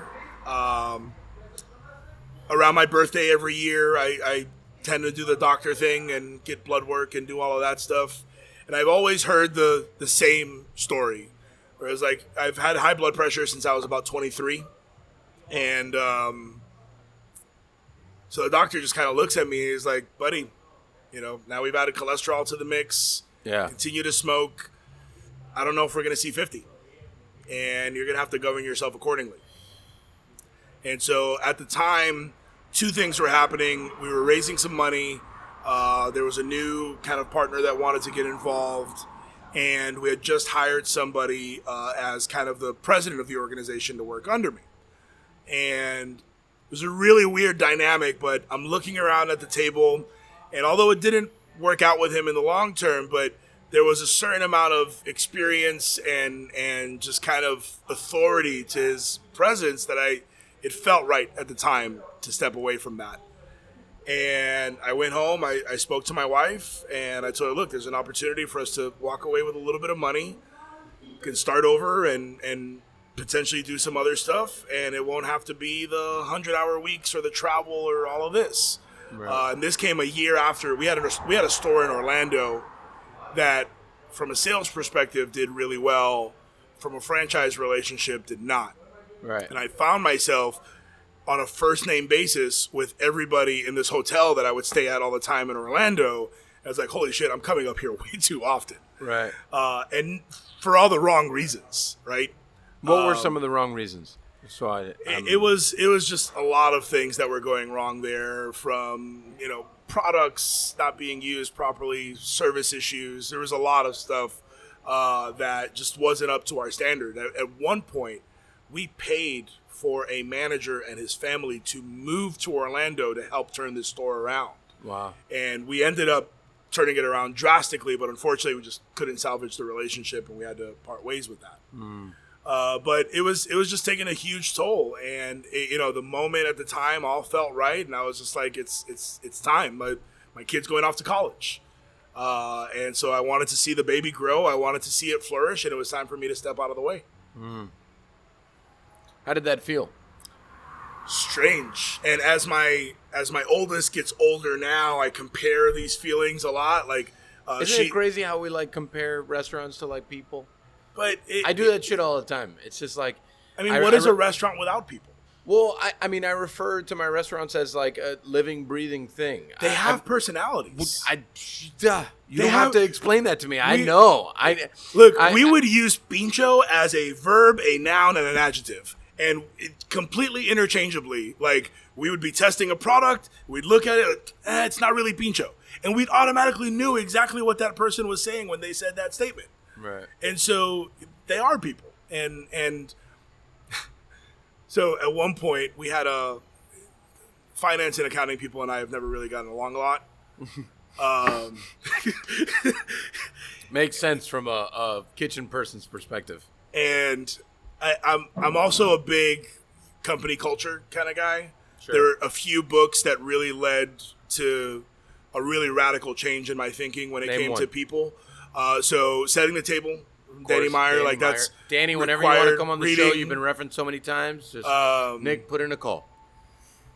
And so Howard Schultz's books, both of them, Pour Your Heart Into It and Onward, and Tony Hsieh's, the late Tony Hsieh, and Delivering Happiness. Those four were really big dynamic changers for me. And there was one location that we took over, second gen space of what was a large chain out of Brazil, came into Miami, and they were really great stores for us. The layouts were really great, and they spent a lot of money on them. They had really expensive chairs, pretty expensive equipment, but none of it really fit with what we would do. So when we would step in, we'd have a used equipment company come in, just take it all out, and give us pennies on the dollar. And so the check from one of those stores was $2,000. And I'm talking about, when you see that list, it was massive. And the check is sitting on our finance person's desk, and he's getting ready to go deposit it. And I was like, I can't pass this moment up. Because he would always fight with me like, oh, what is culture? How do we quantify this? And, and I was like... They'll never understand the human capital aspect of what it takes to run a restaurant. Absolutely. So I pick up the check, and I show it to him, and I'm like, that's the value of a restaurant without people. That's a good one. And it's true. Like, these people spent $800,000 to $900,000 on these build outs. What they got out of it was $2,000. Yeah. Equipment is pennies on the dollar. That was what was left over of it. So there's no life in that place without the people that are working it day and night. I feel like a good restaurant, and you can automatically walk into a restaurant and see when it's formulated by a business person and when it's formulated by a restaurant person. And I obviously have a huge soft spot for Ariete because it was my first child, and it's I love that restaurant very much, but it's like a living, breathing thing. Some days she's just not having it. She's just literally, she's just not having it. Nothing works.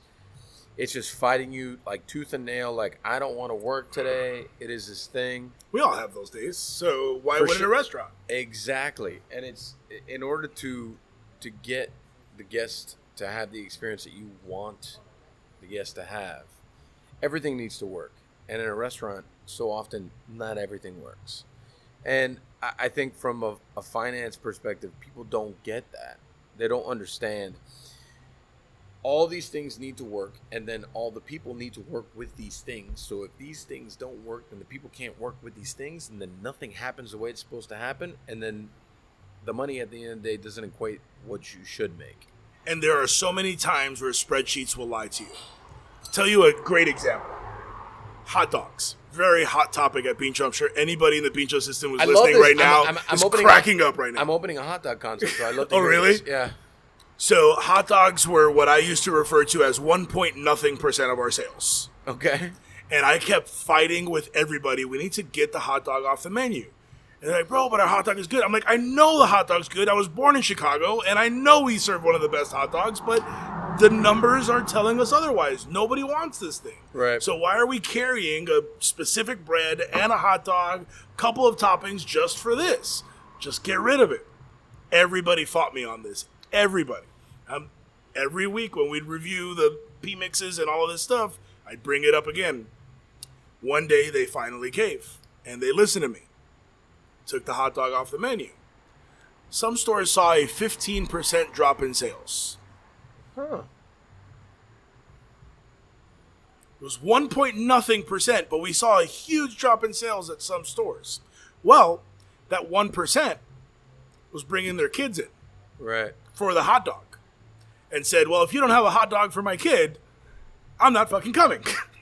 Man, that's crazy. It is crazy. It was a huge, wake-up call. Yes, data is really important, but you have to add the human element to the data in order for it to be successful.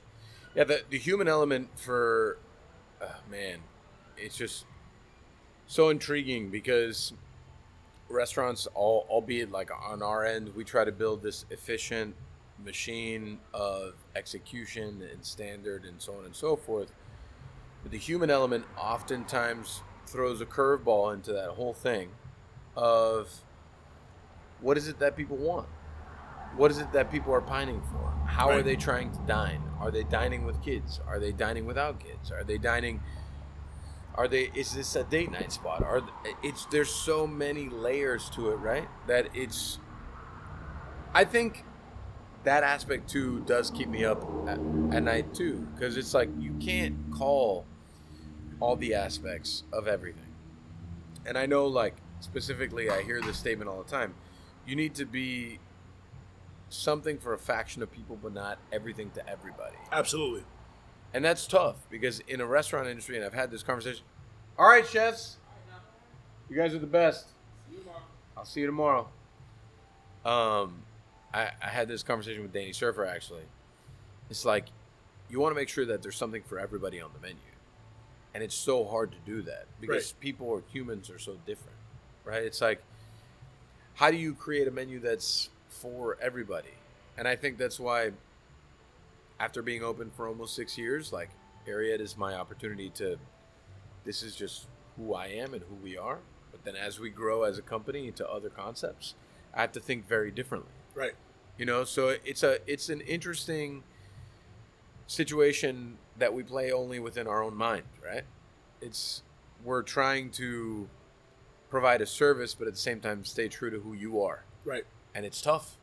It's very tough. I mean, they're, to bring back the child analogy, they're a representation of us, right? Right. But there are also different parts of us. So that can be fun in doing that in a multi-concept kind of venue where, yes, I'm a news junkie, but I also love Marvel shows, and I could talk for hours about the Marvel Cinematic Universe, right? Me too. And so I think it could be a lot of fun to have something where it's like, oh, this is the more playful side of who I am, and this is, the kid side of me. And this is the more sophisticated side, and this is just the batshit crazy side.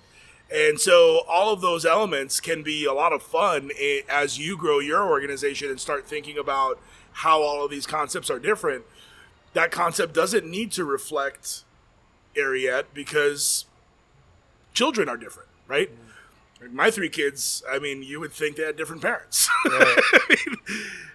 So it's really interesting that way, in that you can accomplish that in a multi-concept kind of venue where each one can have its own personality and still be a part of who you are.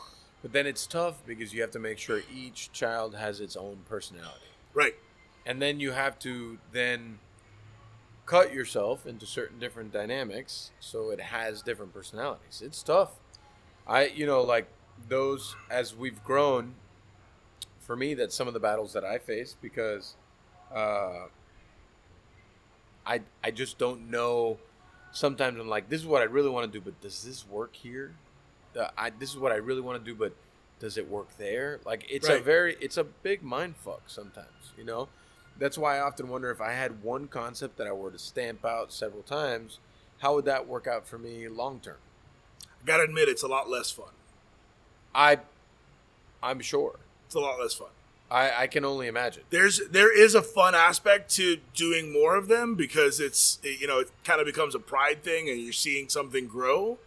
At one point earlier on in my career, my goals were to have 3 different concepts in that Bird Road shopping center. And it was burgers, pizza, and tacos, coincidentally. Not Weird. coincidentally. Weird. Not coincidentally at all. Weird. But that's what I want. And at one point, I actually lived in walking distance of those. I was like, this is going to be the coolest gig ever. I just walked to my 3 restaurants, and that would be awesome. But I think there's some value in that. And that's part of what kind of drove me to do this kind of multi-concept style thing where it's like, wow, I can have all of me under one roof. And that could be a lot of fun, right? And yes, it's virtual, and yes, it's delivery only, and I've even had some shifting thoughts on that, on maybe doing some places where you can get the same selection where you can actually dine there. But that for me is kind of my next drive, is like, how do I put out all of these crazy thoughts onto something, but still have each one be represented by people who are actually the driver and are actually more authentic to that type of cuisine. I think that different concepts under one roof, like I've seen the idea of how it works, but I've also seen the idea of how it fails, right? Like, there's certain food halls, like actual physical food halls, that when you go into them, it's such a poor execution of experience. I agree. And just, I'm not going to name any names, but the food hall that I was previously in, albeit a very short stint, I feel like they very much failed to understand that there's a lot to it, to the guest experience of trying to understand what it takes to have someone have a good time. Right. In that space. Sadly, it's not just about food. People are coming out because they want to have a good time. Right. So how can you make sure they have a good time? Make sure that the place feels good. It's warm. It's inviting. And it's also, on top of all that, it's good. The food is good. Right. Service is good. I see, in my mind, like I see the aspect of how when you remove the service element of it, how it becomes easier. Because service is super fucking hard. It is. To execute service at a high level is, and when I mean at a high level, it doesn't need to be just at a fine dining level. It could be a high level of fast casual. That's very hard. Fast food, that's very hard. Absolutely. All those things. I mean, Chick-fil-A has shown that you can do service at a high level at a low-end concept, right? Right.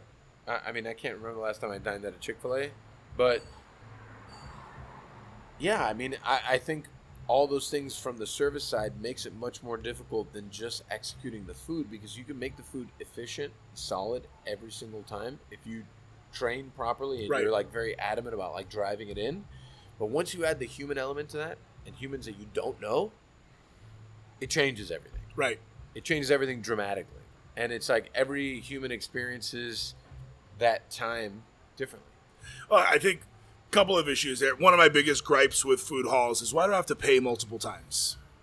Why can't I just pay once for all of this stuff and just have it, right? So that's just kind of one pet peeve about food halls. But the other part is, a lot of the business model is more of a real estate model, and it's not restaurant folks doing it. And we're going back to Reef Technologies. You're right. And that's where things get kind of convoluted, where it's like you got to maximize your sales per square foot, and that's an important metric, but you've got to do it in a way that speaks to each individual concept that's in there. I find it like the equivalent, like when you're doing the equivalent of sales per square foot, sometimes when I look at build outs now, when I look at restaurants and how they're growing, I oftentimes wonder, like, how the fuck do these people pay for this? Because, like, you're looking at a restaurant that could cost, I don't know, $8, $9, $10, $12 million to build. Right. And you're like, what kind of sales are you trying to do here? Like, are you going to do $10 million a year? Are you going to do $20 million a year? Like, at that point, it becomes funny money to me. And I have a hard time, because I live in the world of, like, 25 to 3,200 square foot. Right. Like, that's my restaurant model to execute the things that I see my food can live within. Right. When you go bigger than that, I'm like, it's daunting to me. Like 5,000, 6,000 square feet, $10 million build out, like throwing tons of money at it. How are you making money in the long term? I have such a hard. I mean, a lot of people have figured it out. No, it's really crazy, but I agree with you. I understand it. Like, there's several ways to look at it. Is it a managing deal? Are you a franchisee? Are you a franchisor? There's so many ways to look at it, but that's what I mean is, like, when you look at the restaurant game, there's so many layers to it. Right. It's a huge onion. It is. It's like there's so many different types of restaurants, like small mom and pop places compared to multinational corporations that they're really just looking at real estate at the end of the game. At the end of the day, they're not looking at, like, the restaurant itself. Right. So that's why me as a romantic restaurateur is a very tough place to be in, because I find love and passion in all of it, but love and passion doesn't equate dollars and cents. Right. Not always. And it's like, most of the time it doesn't. yeah, I mean, most You've been very fortunate that you've done well, but most of the Right. time it does not. Right. So, and I think that's why when I have a lot of conversations with investors and other people, I'm just kind of like, yeah, I'd rather not do business with you. Because if you're not talking about the things that I talk about, long term, it's so hard to find those. It's so hard to find investors that are talking about the things you're talking about. I'm fortunate. You are. I'm fortunate. But at the end of the day, I also know that within our growth, in my mind, I could not grow. I could have not grown, and I would have been good with the one. My dream 10 years ago, I've lived it, and I'm living it every day. The growth is a whole other different experience that I wasn't prepared for. So that's why the evolution of the thing and the moving of the thing is something that I think has been quite a curveball for me personally. That's why I couldn't imagine having 10 stores of one thing, because I don't know how that would play in my brain, you know? What's cool about that experience is seeing people growth. So for me, one of the things I'm most proud of those years at Pincho is out there in both the Pincho system and out at other concepts today. There are several, and I mean dozens, of former cooks and bussers and dishwashers and servers who are now managers and operators and doing much better for themselves because of the training and the development that we were able to support them with. For sure. And so that was a really cool dynamic to see, is that people growth. And so that becomes a real, like, it becomes a drug, man. When you start promoting people and you start seeing all this growth, and you start to remember when you first interviewed them to, like, now they're talking to you about their P&Ls and how their store is running. It's a really fascinating type of conversation to see and type of growth in a human being to see. I find that and just from the kitchen side, like, seeing young cooks grow from not knowing how to cook properly to knowing how to cook properly to then running their own kitchens is one of the most vindicating places I've ever been, because I feel like cooking is coaching. Right. Like, you can coach, if you can coach them to be a better cook, to understand better about what it takes to execute good food, you've done your job. Absolutely. All the other stuff, like the human element, the human, and like you said, the human growth aspect is one of the best parts of the job. All the other stuff is just kind of there. It's part of the job. But this portion of it, that influence you can have on people to then influence someone else, to then influence someone else is incredible. And it's not something that's ever on paper. You just see it and you feel it. Yeah. And it doesn't equate into awards. It doesn't equate into shit. It just equates into like that person knows that you taught them that, and then they taught someone else that, and then so on and so it's almost like a legacy then at that point. You're creating a legacy for the shit that you know. Right. I to go back to crying stories, I actually recently had a situation where I like really teared up. The current manager of Pincho and Hialeah, his name is Courtney. Awesome, really awesome guy. And I remember when he came in for his interview, he had no management experience. Had a lot of kitchen experience at big chains and always got passed up on promotions. My brother was actually the first who spoke to him. He calls me. He's like, hey, I really want you to talk to this guy. I just want a gut check from you. I think there's something there. Talk, we interview. He leaves, and I look at my brother and Esteban, who was our director of operations at the time, and I'm like, guys, that's a beast waiting to happen. And if we nurture that beast, he's going to be really great, both for himself and for the system. And hire him on the spot, give him the management position, and let's see where this goes.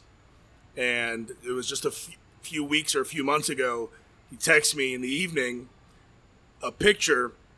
He had won Manager of the Year for the third year in a row. And he's like, hey, I just wanted to thank you. You were the one who gave me the opportunity. I really appreciate you. And I'm in bed, like, crying. My wife's looking at me like, what happened? I'm like, oh, I just got this text from Courtney. And it was so gratifying to see that not only is he still in the system, but thriving and really showing that we took the bet on the right horse. And he was just an amazing human.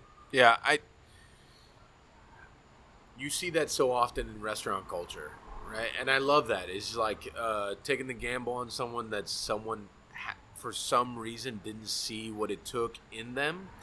Someone took a chance on me once upon a time. I remember I was a fry cook at a big steakhouse and I was fucking onion rings up, but like they did that. Right. And more often than not here, like I have a lot of younger chefs that work for me. And they're just like, this person doesn't have the proper experience to cook our food. And I was like, but that's our job. Right. But do they have the willingness? Do they have the care? Do they have the personality to be part of the team? Because the team is really what executes the end result, right? And we have so many examples throughout the company of just people that started at a place and they're no longer at that place and they've grown. And just for instance, our director of operations, Brittany, which was also on the show, she was a GM before, and now she's director of operations, and I couldn't imagine, doing this thing day to day without her. She's grown so much in just the year that she's taken this job. She also took the job during the worst part of our industry in general. So the pivoting and the moving and just like the thing, like, people that started as bartenders like Emma, that's now a bar manager for the entire property. Nice. Todd, which was just Sam at Ariete, now is the beverage director for the entire company. Like things like that, really, to me, the GM at Ariete was a server just 8 months ago. And stuff like that is like taking the people within your thing and nurturing their talent to be more because you believe in them and they also believe in themselves. Absolutely. Because a person's got to believe in themselves to do it. They got to be able to gamble on themselves. Absolutely. It's going to be hard. Regardless. It's going to be hard. It's always hard. I mean, you're in the restaurant business. Nothing's going to be fucking easy. But not everyone understands that it's going to be hard. Like, it's going to be hard, and you got to be able to, you have to be willing to take that jump. But you said something there that I think is crucial. And so many entrepreneurs miss that part of their story and forget it when they get a team. Right? Where, yeah, we all love to talk about how hard we worked and all the sacrifices we made, and it's all true. But the fact of the matter is, somewhere down the line, somebody took a chance on us. Sure. And I believe it's not only the right thing to do, but it's our responsibility to take a chance on somebody else. Sure. And move that forward. And that's really the only way we as a society move forward is by taking chances on each other and seeing how things turn out. And a lot of times that may not work out and they may turn out to be ungrateful, but more times than not, those people will turn out to remember it and will grow and will help you grow. Yeah. And you have to believe in your people for them to believe in you. You have to believe in your people for them to believe in you. Absolutely. Attitude reflects leadership. 100%. One of my mentors repeated this till he was blue in the face. Culture starts at the top. Culture starts at the top. And if you don't know where culture starts, it starts at the top. And it's completely true that everybody is a reflection of what you're doing. And they're a reflection of how you treat them. For sure.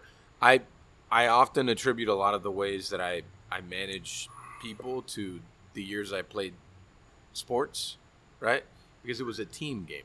You have to be the 8th grade basketball MVP in order to be able to... It lives in infamy forever. I have to find that trophy so I can bring it on the show. I really do. It exists, guys. I just want to say it exists. I was also most improved player on my 7th grade volleyball team. If anyone wants to throw that in there, that actually happened also. Only year I ever played volleyball, most improved player ever. So hold on.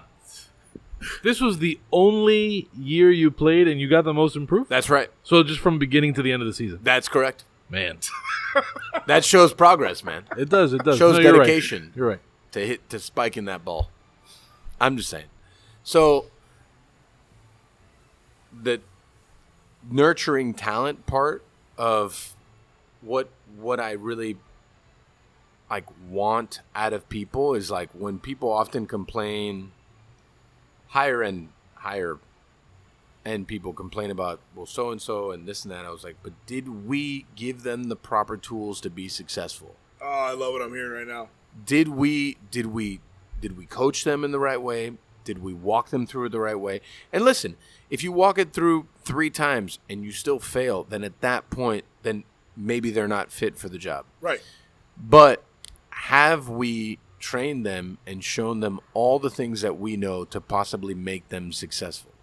And I would say 99% of the time, we haven't. And I think that that's our failure. So when my team fails, it's my failure. I truly believe that. If my team fails, it's because I somehow, somewhere missed something and we failed. And it trickles down, right? Absolutely. It trickles down. It's like, well, did the corporate chefs do this? Did the director of ops do this? Have we really exhausted every opportunity to train people to be successful? Because I also think that in restaurants, and I'm sure just like in other industries, is you look at your team and you have to position them in places for them to be successful. Right. You can't force a square into a circle hole, right? If they're not meant for that job, but maybe they're meant for another one, find the job. If they're a good human, find them the job that they're meant for. Right. And then maybe they'll flourish. If they don't, then at that point we have to reassess the whole situation. Absolutely. But exhaust all things. And you've got to go through the process. Train, retrain again, and then consider replace.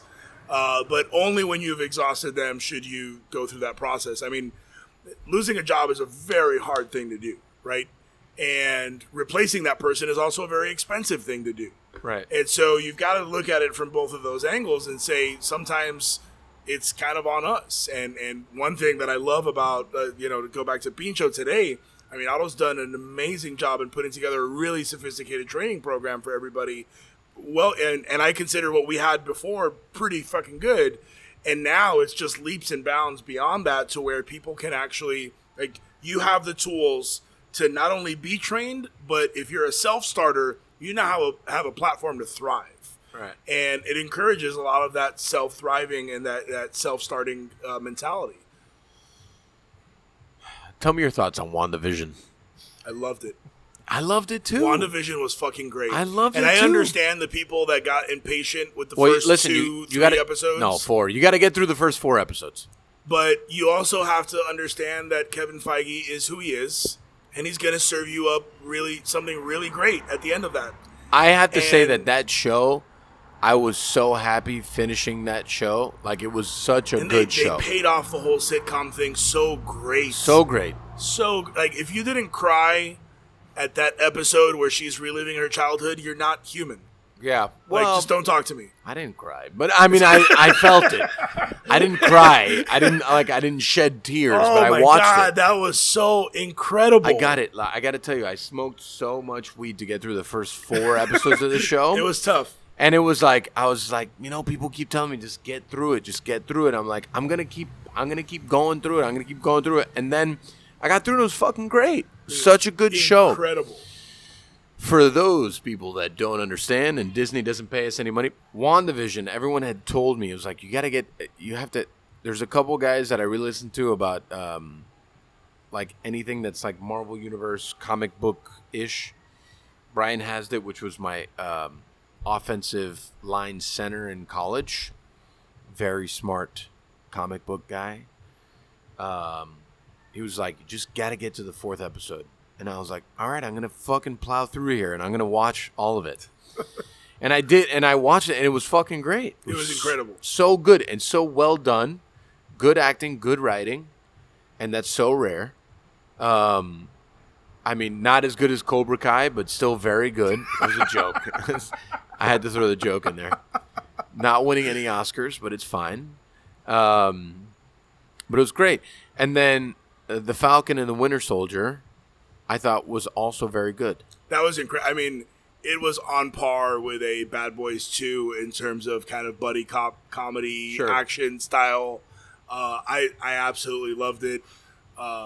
It was such an adventure to watch, and I also like the way they talked about certain kind of social issues without really kind of make it in your face, kind of preachy, where it's like, hey, these issues exist, but we're not necessarily going to go all no, but you could say either. The social issues is that the star of the show is an African American man, right? And he experiences certain things that he felt like he was treated differently, correct, by whatever. And then when people found out who he was, then they automatically changed their tone.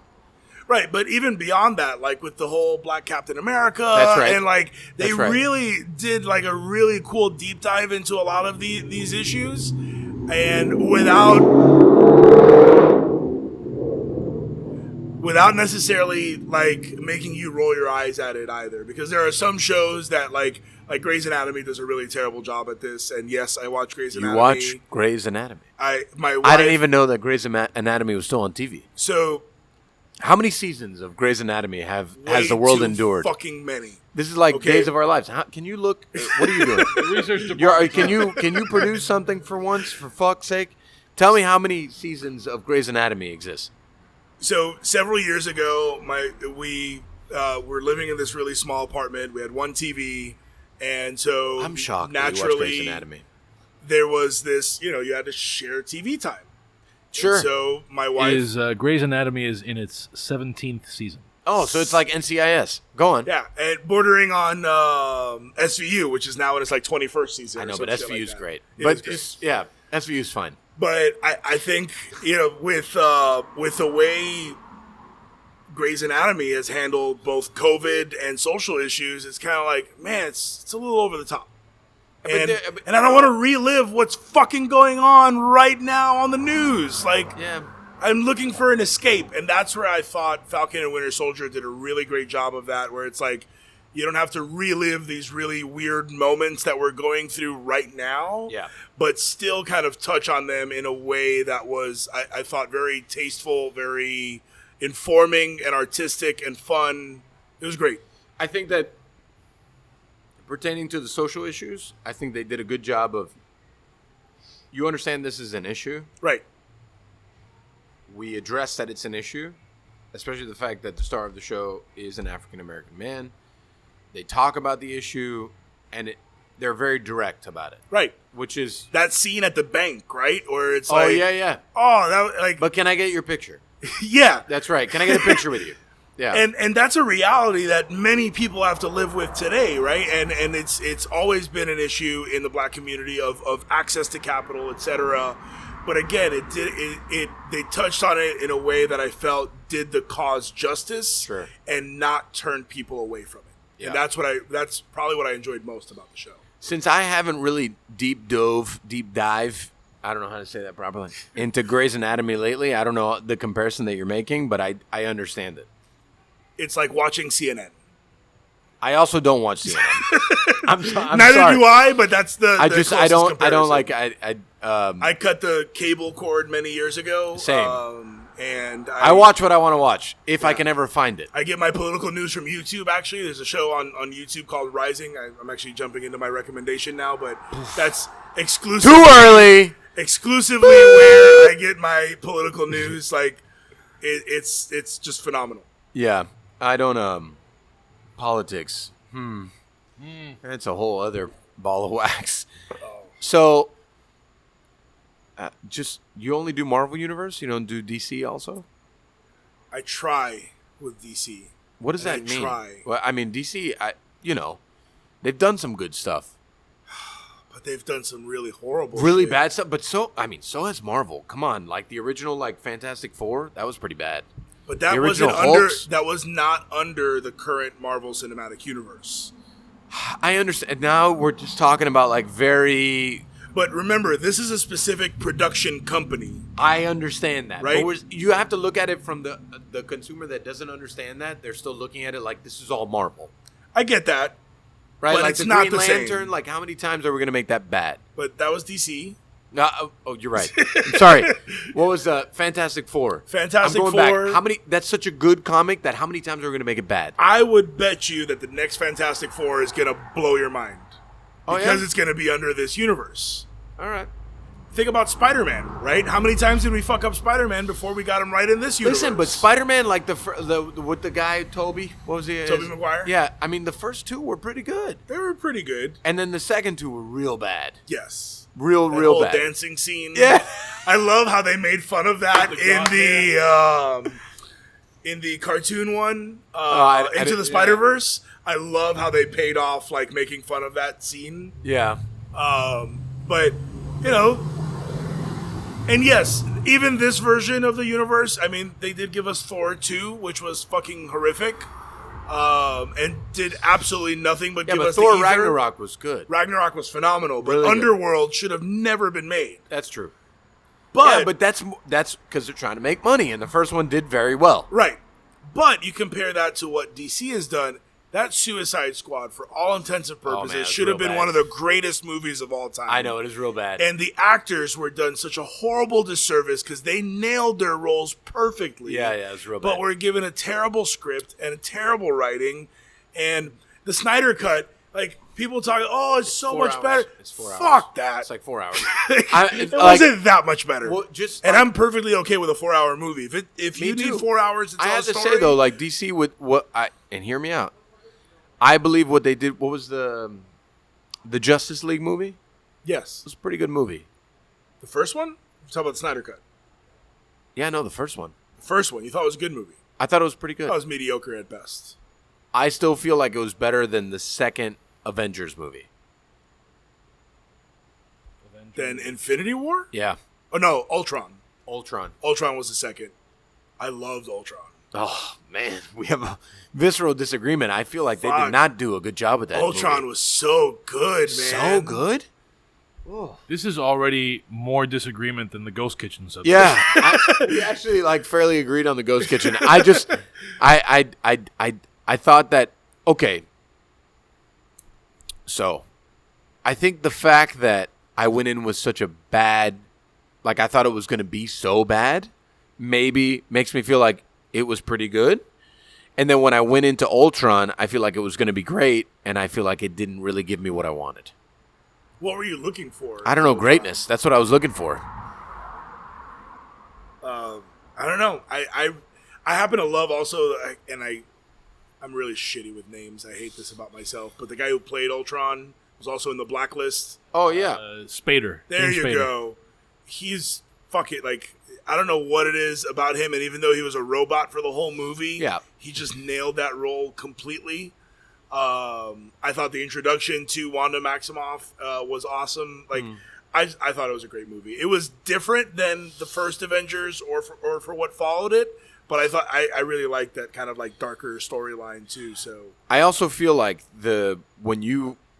look at like these movie series now that are maybe like 10 movies deep, like with these like universes of things. Like, Right. for instance, I always go back to Star Things, right? So I'm a Trekkie. Okay. Okay. Star Wars, the first 3, which are technically the second 3, but whatever. First 3 were great, Right. which I often watch all the time. The second 3, which are essentially the first 3, were real bad. There were actually some elements that I Stop really it. Jar Jar Binks should appreciated. never exist. Jar Jar Binks is the worst character in all movie history. I get that. But But- you know what I loved about the second 3? Okay. They added a complexity to Darth Vader that was more than just like, Sure. I want to ruin the world. And I've always like that's one of the things that I think Marvel in today's world does really well is it gives you these really complicated villains. Like you got to admit in today's context, like fucking A, Thanos was right. like, Wow. there are some days that you look at the world and you're like, fuck, Thanos is right, man. Yeah. And you know, I like that there was that complexity to Darth Vader as Anakin. And it's like, it wasn't just like, oh, I want to destroy the world and I want to Sure, rule the planet. There was more to it than that. And that I appreciated from those 3, although they had their issues. And I feel like thank you. What? God, see, they're terrible with the names again. Favreau for paying off Boba Fett in the way he deserved in The Mandalorian. I would just Mandalorian was great. It was Is great. It's a great show. I love The Mandalorian. So, but then the last 4 Star Wars movies have been very good. Eh. Oh man, That last one, which one? Rogue One? no. The Rise of Skywalker?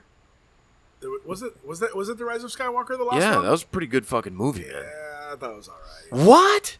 That was all It was a great movie. Oh man. And then from the Star Trek universe, which I think is the far superior one, the last 3 movies, the first 2 were great, and then the third one they took a huge shit. Right. Like I don't understand. The third one was like, we just need to make a third movie, so we're just gonna do this, and it was like very bad. Hollywood loves its trilogies, man. Fuck me. And it was just so, and it wasn't even really a trilogy because it didn't make sense with the other 2, and then they do Picard, which is great. It's such a good show. It's often very like. What's the other show? There's another show on, like another streaming show. For Star Trek? Yeah. Star Trek Enterprise? No, like that was running at the same time as Picard. Oh, fuck. Yes, which was very good, but since it wasn't available yet on the streaming that I get, I haven't watched the last season. Shit, it was What was it called? it was very good. I'm bad with names too. I don't feel that's bad now. No, I'm very bad with names. But you know what should have been a trilogy and doesn't get the respect that it deserves in the Star world? Spaceballs. Would- I mean, that was a fucking classic. I and also- we deserve more of those kind of parodies in today's production world. Well, Could oftentimes you imagine like that style of like the MCU I just just don't. being completely ludicrous like that? I don't know if today's culture would understand how amazing Spaceballs was. Yeah, well, too in my bad for mind. them. I agree, but it's also There's like, enough of us to fill that theater. Why do you say that? I don't know, the style like Airplane. It's like a very like Airplane, Yeah, like that kind of comedy. scary movie Right. Well, Scary Movie was good. was It good. was a good movie. I guess I think of Spaceballs, and even though it's not a space thing, I think of like it's in the same family of comedy as like This Is the End, right? Where it's like it's a genre spoof, and it's like all super. You know what I'm talking about? No, It's tell me more. Yeah. This Is the End. It's a bunch of comedians playing themselves. So the James Franco, the other God, why I'm blanking now on his name. We're having a name problem in this episode. Apparently, we have a big problem with names Seth- on this episode. Seth Rogen, Danny McBride. What? How have I never seen So this? they're all playing themselves. They're playing exaggerated versions of themselves Oh, at a party at James Franco's house when the apocalypse starts. And so it's like I've got to watch this. it's like an apocalypse and movie I cannot spoof. be sober for this. It's an apocalypse Can't movie be a sober. spoof. Yeah, it's an apocalypse movie spoof in the same way that Spaceballs was, and so it's all these genre jokes super Oh, exaggerated. that's hilarious. And it all starts with them at a party. What is this called? It's called This Is the End. It's It's the End. incredible. Oh, I'm looking So, this up like, tomorrow. So and it goes to the extreme of like the rapture and like who's getting saved and who isn't, and then like earlier when they're still trying to. My favorite scene in the whole movie is James Franco and Danny McBride arguing because they're all holed up in this house and like they don't think they can leave the house, but Danny McBride's been jizzing on all the porn magazines. Wow, what a turn! It's great. this podcast It's great. has taken. Yeah, Jeez. All right. Have you ever seen The Good Place? No. I hear good things. That is one of my favorite shows ever. I've actually rewatched it 3 times. I am surprised my wife hasn't left me yet, but it is such a great show, and it's weird because it's a comedy, but it's so profound and makes you think about everything from philosophy to religion to the afterlife. Like Little Nicky. It really, and yet at the same time, it's very absurd and ridiculous and hilarious. It's one of my favorite shows ever. Oftentimes, just talking about like how, you know, old and new movies and series or whatever. I think the best series that did a great job of reinventing itself was Battlestar Galactica. I don't know if you ever watched that. Never saw it. Man. Whew. The new version of Battlestar Galactica is amazing. Really? So it's good. on Amazon, right? Maybe. I haven't rewatched it in many years. But, and then you see things that there should be other renditions of or a movie of, like Babylon 5. I've mentioned this so many times, and only like people that are deep into the Star Universe understand Babylon 5. But Babylon 5 was such a great show. Also not relived, and it should be redone. Just good. You know, there's like several of those kind of shows I would love to see happen again. And, you know, maybe it'll happen. I'm all about it. I'm all about it. All right, guys, we've reached that moment. This is where we do our parting recommendations. Maybe if we have recommendations that weren't already covered and all that. Covered actually most of mine, but But it sounds like you got something left in the tank. yeah, I've got a So few. go But for actually, it. can we touch on one last here we topic go. before Love we topics. conclude? Yeah, no. Because I've been talking to a lot of people in the industry, and you said something earlier about it. What is your take on why people can't find people to work in the restaurant industry right now? Man. Man. Because I think so many people have been grossly misdiagnosing this. I believe the same. I think, so I was actually interviewed just recently by the Washington Post about this. Cool. And they were like, well, what do you think about the labor shortage? I was like, I feel like our industry has had a labor shortage forever. You know, like, Interesting.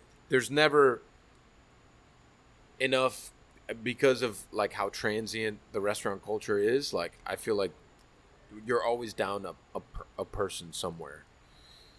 The current culture could be indicative on when everything happened.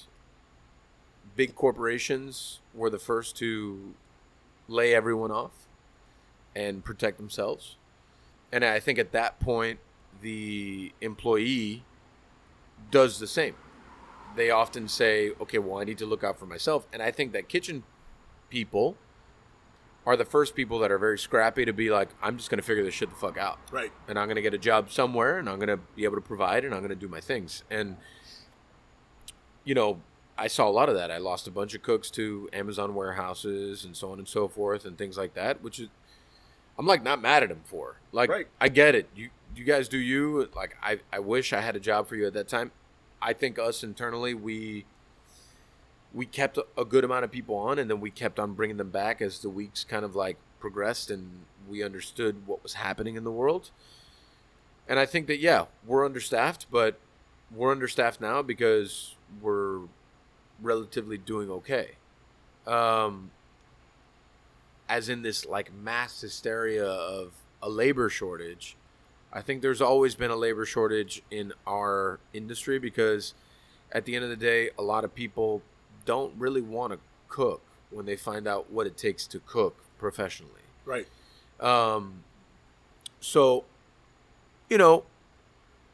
I think each one of my kitchens is maybe a person, 2 people down, but that's not that far from what it was previously. Right. So the way I look at it is, at the beginning, people were like, we're going to fire everyone. And they did. And I also understand that aspect too. But then they also weren't super inclined to bring them back quickly.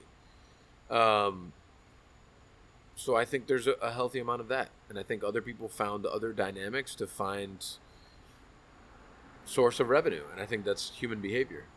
You know, I don't think it's indicative of like, well, this person's being lazy or this person's being that or whatever. I just think that it's life gave you this thing, and that's how they figured it out.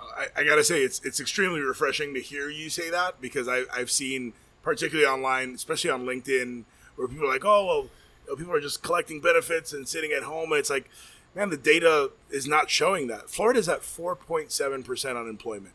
Right. Economists call full employment at 4.1 to 4.5.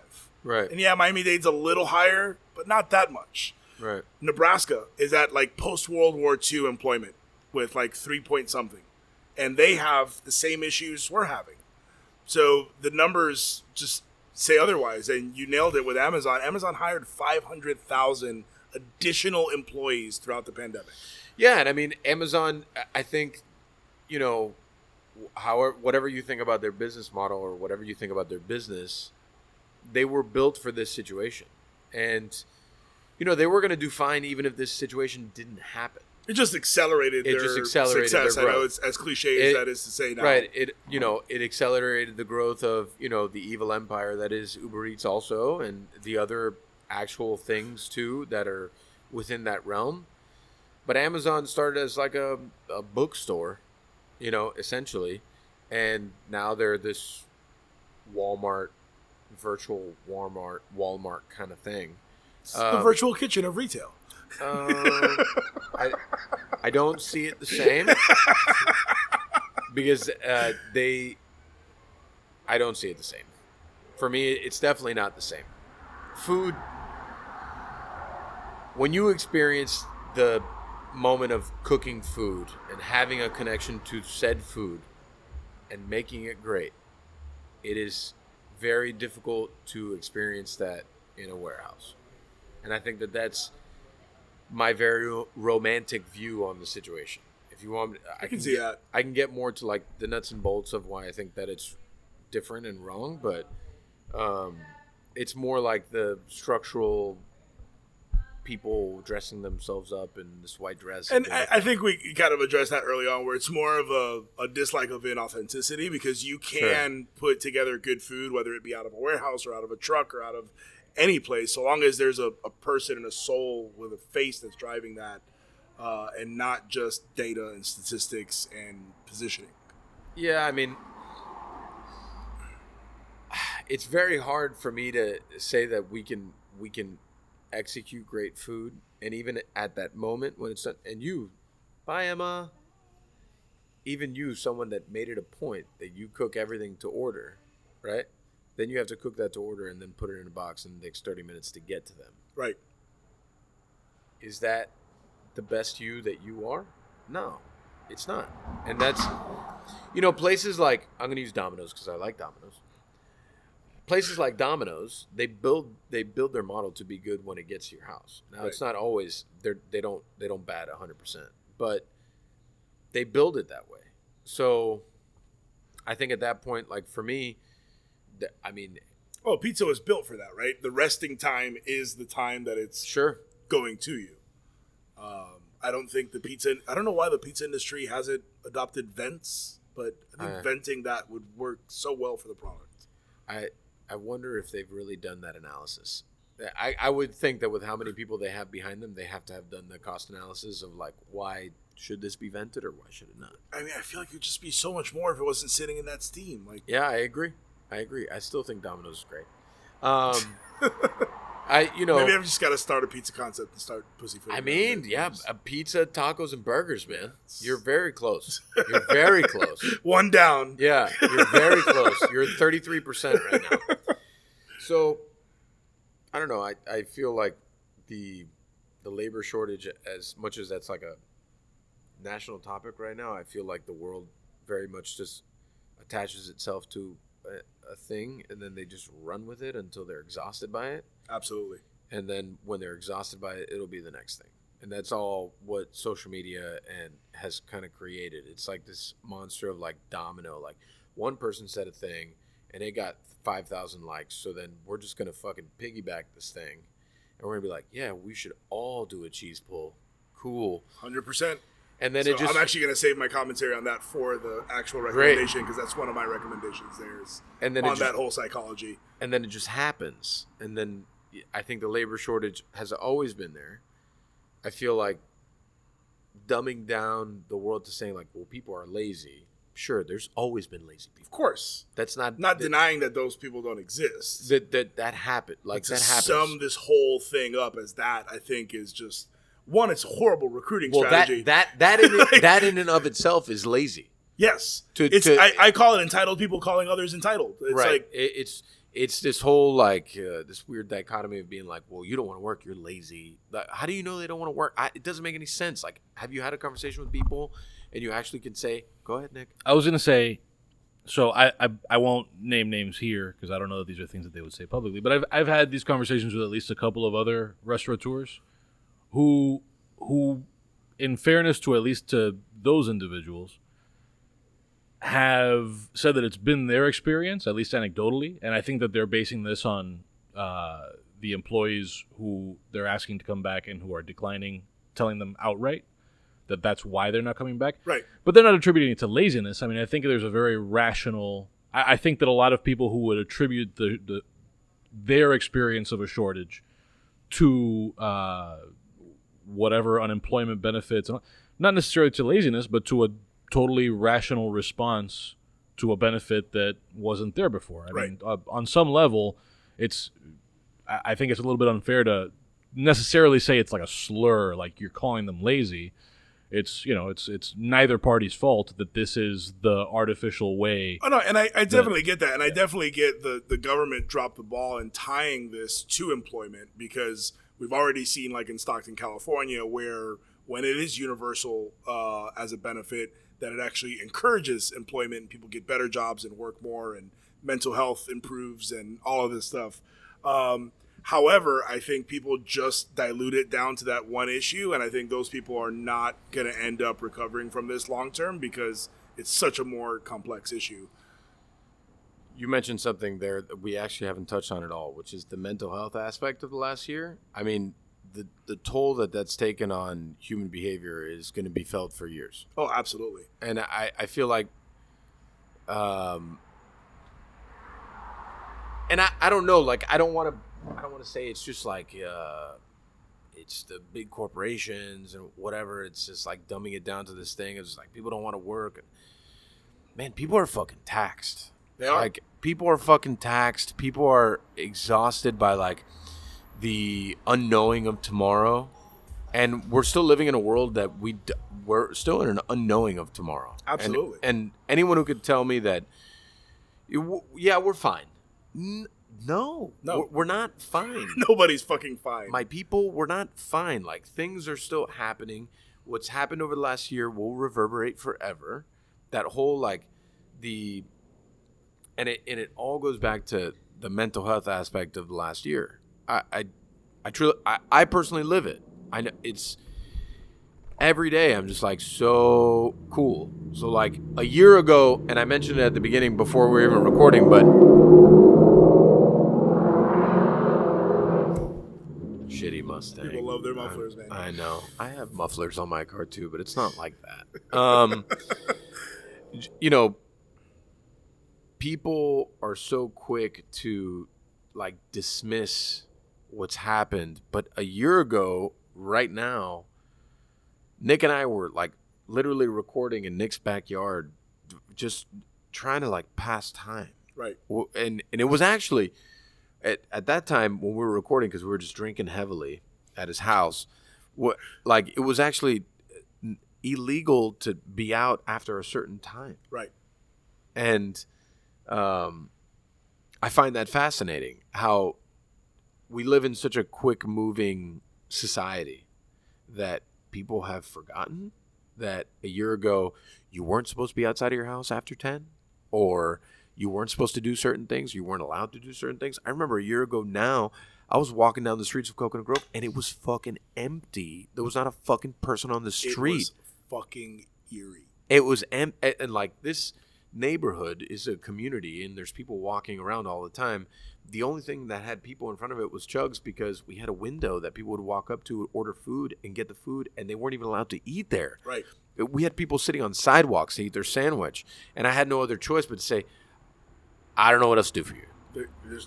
And at the time, there was nothing much you could do. And just like going back to that mental health aspect, like me, I'm such a creature of like, I need to drive myself and give myself some kind of like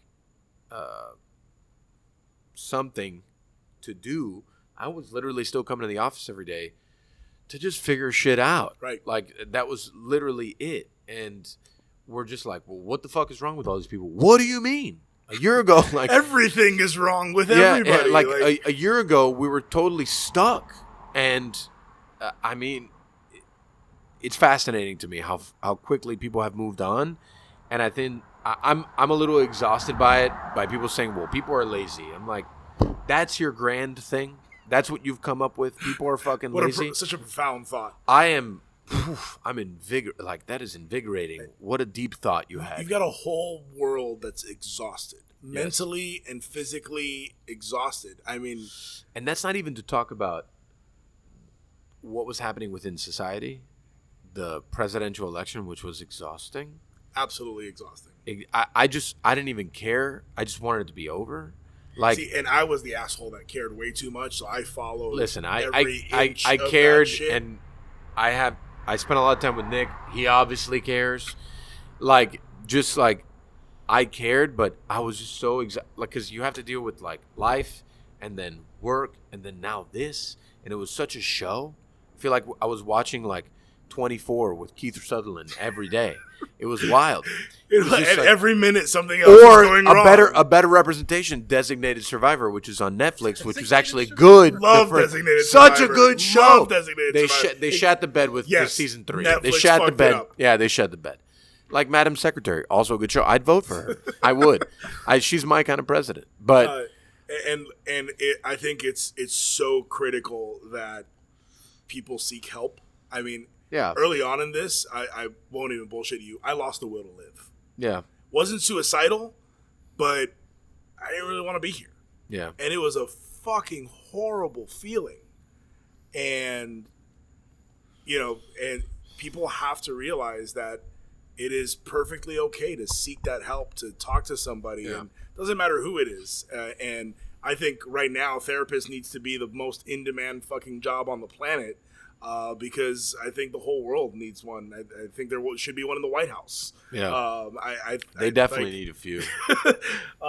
There's we all went through some shit, and it doesn't matter what demographic you are. In any case, whether you're a parent or you're not, like seeing kids go through this. I mean, it's insane. I can't imagine what toll this is all going to take on kids for years to come. Yeah, I mean, that's a whole other conversation, but. We've lived the last 18 months of a life that hopefully we never have to live again. I truly hope we never have to live this again. It calls to mind for me just hearing you guys talk about it. I don't know whether you remember this, but from the conversation with Ricardo Paullosa, it was a completely different topic. This was I think we recorded that before COVID, But Ricardo Paullosa is an art collector, and he's one of the sort of like most important critics of Latin American art. And we got to talking about, there was a lot of overlap in the conversation with history and what have you. And so in the course of contrasting art coming out of the U.S. with Latin American art, he sort of, and I may be like, being a lot more vague about the cause and effect here, but sort of points to points in history where he refers to America having lost what I think he called its epic sense of purpose. And so, like, at various times, like, I've thought, because there's always those generational comparisons, like, what's this one been through, and what's that one been through? And, I think there's like this impulse to compare, say, COVID to a depression or World War II.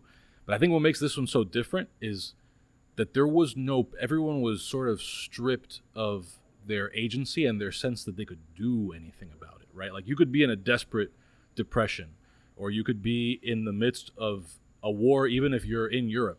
Right. And there's still this sense of like, there's something happening that I can contribute to overcoming it. And with this, the situation was, you just keep telling people, hunker down, don't do shit, and just pray for the best. Hope that your life comes back to, and there's nothing you can do about it. But that's I think what takes a toll.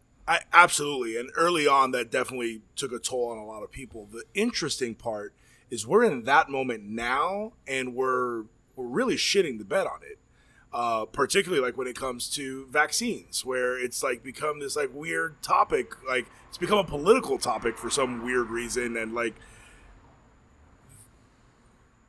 we have this huge hesitancy with this vaccine where people are like, oh, it's so new. And our media and public officials do a shit job of really communicating this. mRNA was developed in the 70s, right? This is not new. We've been working on this for decades. And so many people have spent countless amount of hours and years of their lives developing this. And we're already talking about curing cancer and vaccinating for malaria, which has riddled country for years. And we're like, I'm not taking that shit. And it's this kind of me culture is really what's like, we're witnessing what could be the fall of an empire if we don't really get our shit together. You ready for recommendation? Yeah. No, I mean, that's there's a lot of gravity to that statement. It's like that. And I'm as anti-collectivism as the next person. I believe in individual and responsibility, etc.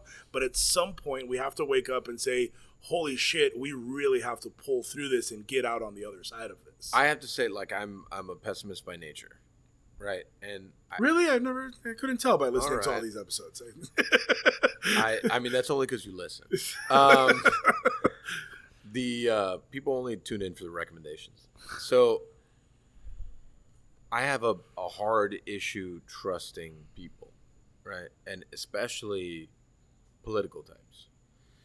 So for me, it's when they're like, we should do this. And I'll be like, it also falls on like finances and just like structure and business and how this is such a business oriented country, which I get and I'm not opposed to.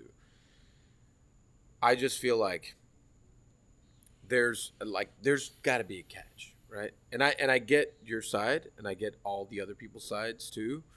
And I'm not saying I'm like anti-vaccine or whatever. I just feel like,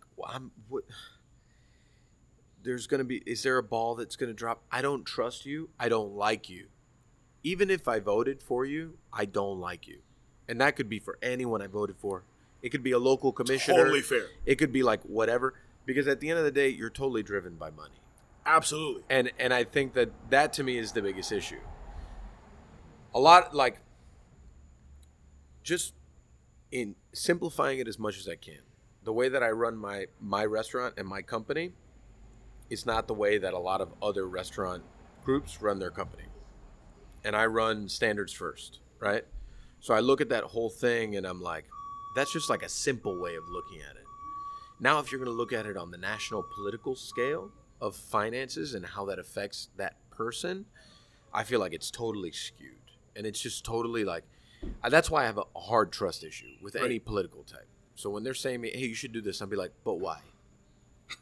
Who lined your pocket for you to say I should? And that's where I have the visceral problem with anyone telling me what I should do. I need to come to that assumption on my own. I agree with you wholeheartedly. But it's also, with that comes a responsibility to actually look into information, get the right data, and then make a sound decision of what's right for you. So in our household, I was jumping like, hey, get that shit in my arm. But for my wife has a rare strain of a rare disease. And in the most simplified terms, she's allergic to any hormonal imbalance, whether it be getting pregnant or taking birth control pills. Wow. With our 3 kids, she spent half of her pregnancies in the hospital. Wow. So my first instinct was, you're not taking this shit until we have more data, right? Like, that was my natural instinct because of those study groups, how many of them had this rare... This is new. This is a new one. I don't know. Oh, that's great. Just so people understand context, talking about political types, a city truck has pulled up right outside of the podcast and now is leaf blowing now at 12 o'clock at night. Oh, my God, it's 12? 11:45. Holy shit. Yeah, Chef, it's 12. My bedtime's at 9, so this is... You have far exceeded your blow those bedtime, leaves. sir. Welcome to Pongo Podcast with Mike Beltran and Nick Jimenez, where the vices start and end. There it is! There it is. It's so good. This has never happened. This is awesome. This is such a Right at recommendations. Pongo Podcast first. The gentleman has now lit this leaf blower up and is just blowing to absolutely I don't know where the fuck. This is so Where's good. the Zamboni when you need him? Where is the fucking Zamboni? I was waiting for the Zamboni the whole time. And we have this gentleman walking by with a beer. He probably got it at Taurus. He's happy as shit. I don't...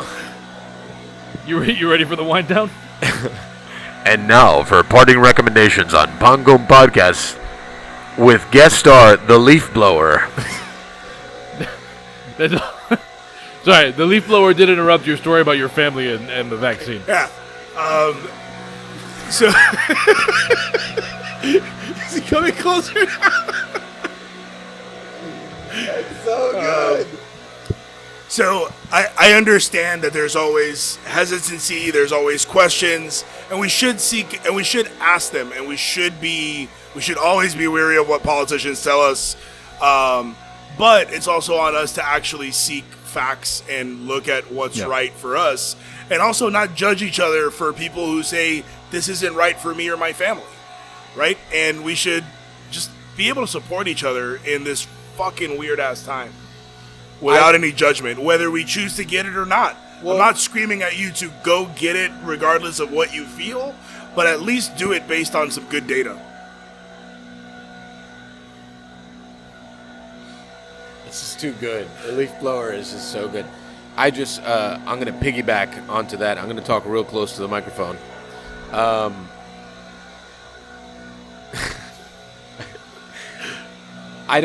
never judged the whole time. No matter who you voted for, I don't judge you. You do what you do. That's part of human life and being free in this country. Whatever you decide to do, you do it. That's part of the thing.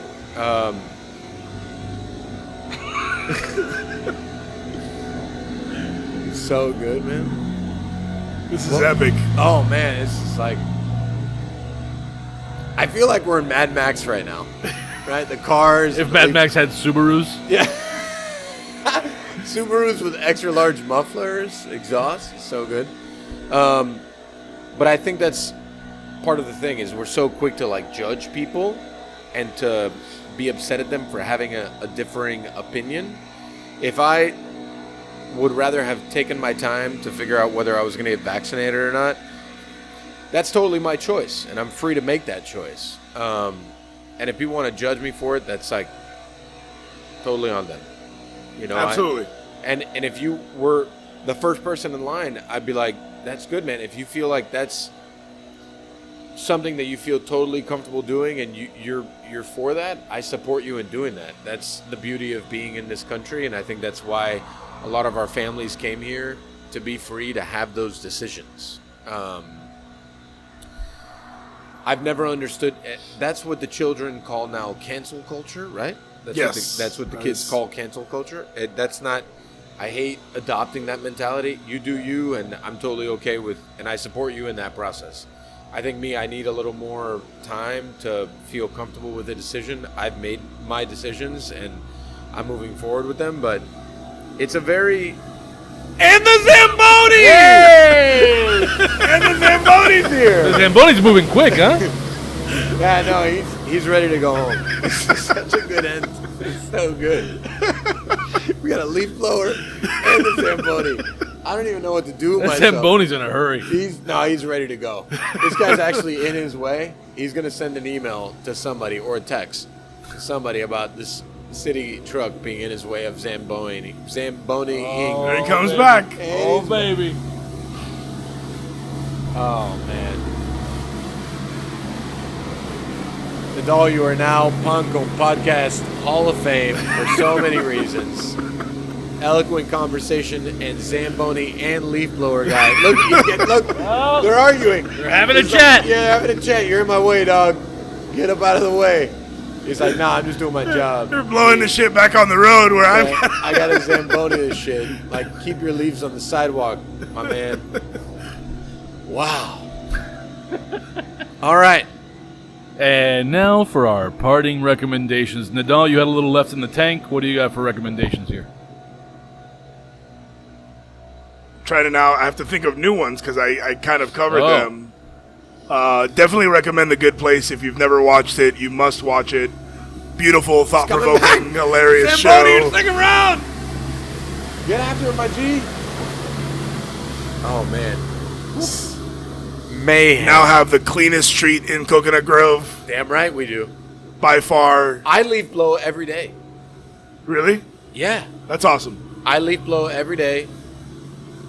We have a...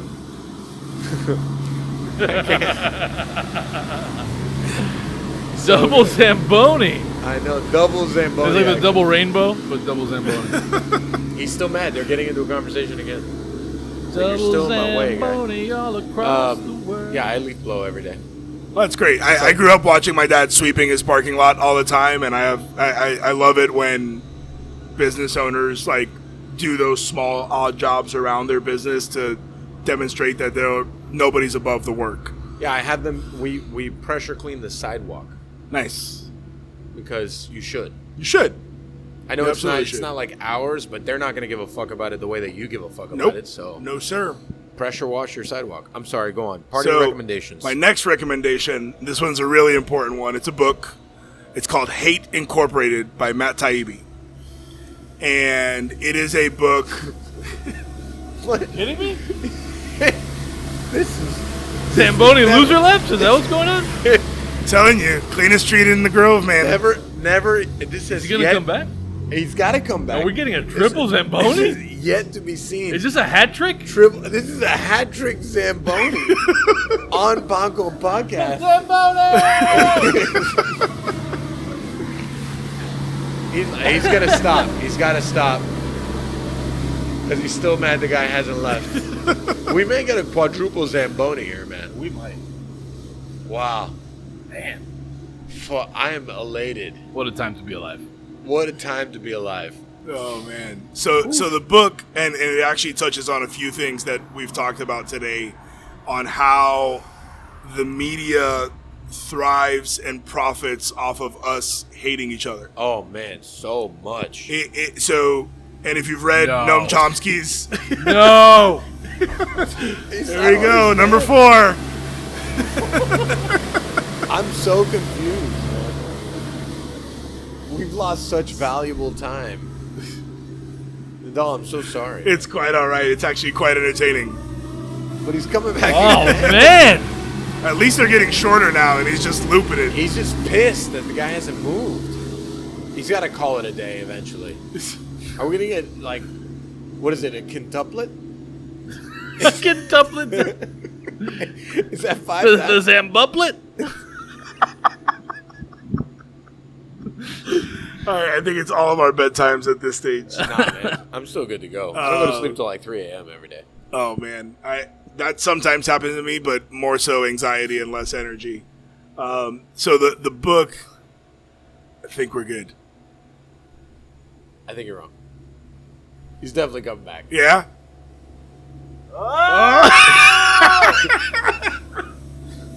What the fuck? I don't understand, though.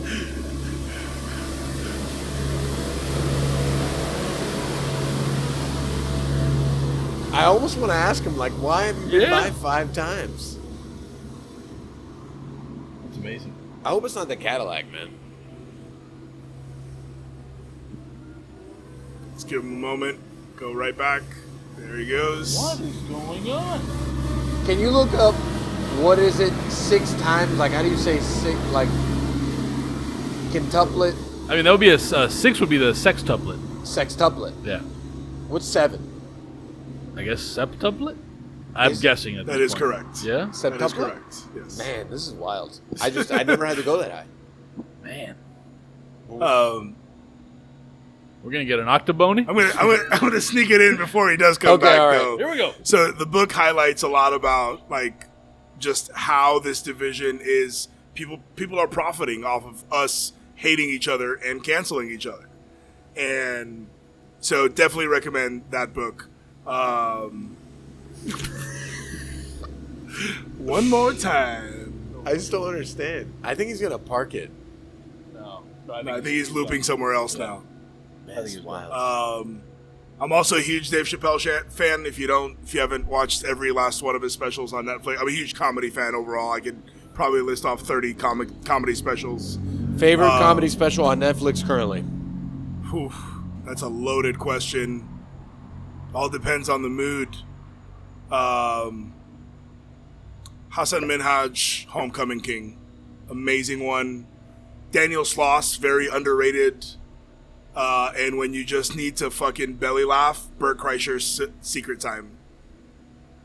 Fucking hilarious. Nice. I love that. I oftentimes, I try to watch some of these comedy specials, and I just can't really get into them. Some of them I just like. Some are amazing. Some are hard to watch. I put my wife through many bad comedy specials. Oh, you did? He's parking the Zamboni, man. He did. He parked it, right? This is my home. I don't know. I can't see him from here. Yeah, I think he parked it. I love that. Mo Amer, Vagabond, awesome. I mean, in terms of my story, I relate to that kind of vagabond, nomad type of feeling. It's also hilarious. And Dave Chappelle is just one of the greatest storytellers I think our world has ever seen, where he mixes in that kind of profound thought with pussy jokes. It's hilarious. I mean, his execution is on It's another level. It's flawless. It's just his lead up to things is it really is, and it's so fucking natural, man. It's just the whole structure of his shows it's incredible. Did you ever see his? He had received that Mark Twain prize. Yes, and I saw the special on it. Oh man, So that good. was so great. Mm-hmm. Neil Brennan's 3 Mics. He has a Netflix special as well. So amazing. He does this thing where he's got 3 microphones and each one serves a different type of comedy. And one is like one-liners, another one is kind of traditional stand-up, and then another one where he goes into this deep mental health history and all of his struggles and his family issues. Really, really great special. I mean, I could literally talk stand-up comedy for hours. That's one of the things I actually miss the most. I'm dying to get back into a comedy club. Oh yeah. I had tickets to see Dave Chappelle and Joe Rogan last April. Oh man, what a bummer. Yeah, it What a was. bummer. So my wife and I had just landed in Memphis when I bought the tickets when they went on sale. We just got out of the airport. I'm jumping as I'm getting my tickets. I dropped $1,600 on those things in New Orleans. I told my brother, rain, sleet, hail, or snow, we're gonna fucking drive to New Orleans. We're You gonna didn't get say high as pandemic. hell. What's that? You didn't say pandemic. I didn't say pandemic. Right. That's where And you went wrong. unfortunately, that was the one that Yeah. killed the show. And they've got a show coming up in Vegas, and I'm tempted to do it. I Do it, man. might do it. Do it. Do I it. shouldn't do it, but I will really want to do it. I feel like that's equivalent if Sade goes on tour again. I'm gonna do whatever it takes to go watch Sade. That's how I feel about it. I feel you. Yeah, I just can't. I feel like I've just gone on the longest recommendation. No, rant. I mean, but it was- Zamboni helped. It was a 6-time Zamboni push, and I think he's gonna come by again because the guy finally moved. I don't know, man. This is crazy. Mike, you got recommendations? We did talk about some of my recommendations already. I watched WandaVision. I thought it was great. The Falcon and the Winter Soldier, I also thought that they were great. And then another parting recommendation I have is to look up #NoNameMutualAid. And it's a former Pancom podcast guest, Chris Hughesby, is basically selling T-shirts and raising money from those said T-shirts, and then with that money he's buying food, and then he and this also has to do with another former guest, Mabel.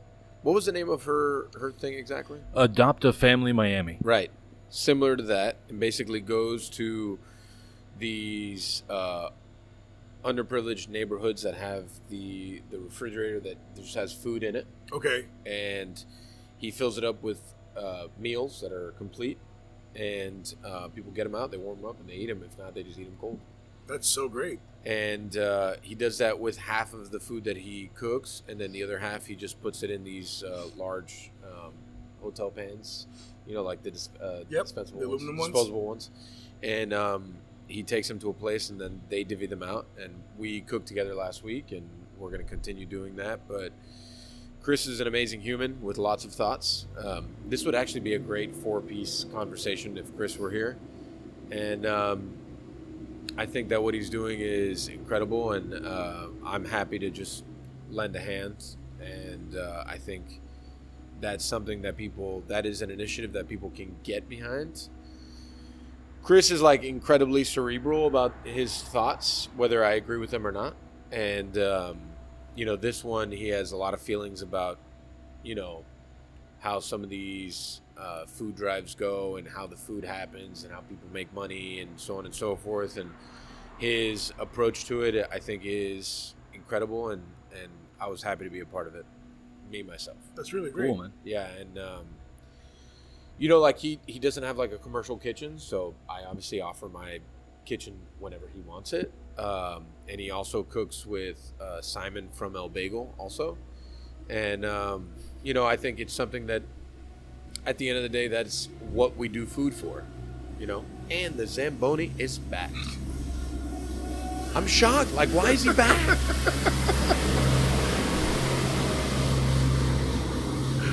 He's gonna circle around. He's circling around. Huh? He's gonna circle around too. I know. This is real. We've been doing this a long time. A long time. It's always one pass. He's going to get that one spot. I want him to get that one spot. That's what he's doing. That's the whole reason. You gotta be kidding me. He was waiting for that guy to move the whole time. Wow. That's commitment on that the is Zamboni. fucking commitment, man. Well, City of Miami, if you're wondering if they're Yeah. getting all the Your nooks and Zamboni, crannies, your street Zamboni is fucking Working killing it. overtime on over it. there. got to give that guy credit. Takes pride in what he does. I love it. I want to hire him for a job. So did you say where people can find information about? Yeah, please share that. I mean, his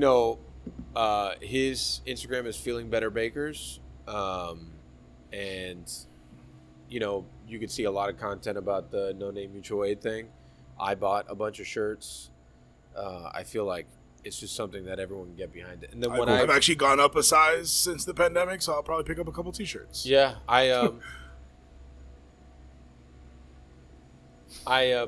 is he coming back? Maybe. I don't know, man. This is wild. Is he? Yes, he is. Man, this is so crazy. Maybe he's really milking the clock. You think he's milking the clock? Maybe. I'm shocked. Yeah. He says that the shirts are $40, and if you want to throw in more, you throw in more. It's just one of those things that the shirts cost a certain thing, but if you want to throw in more to support the thing. Right. And then when this is the one time I feel that social media is good.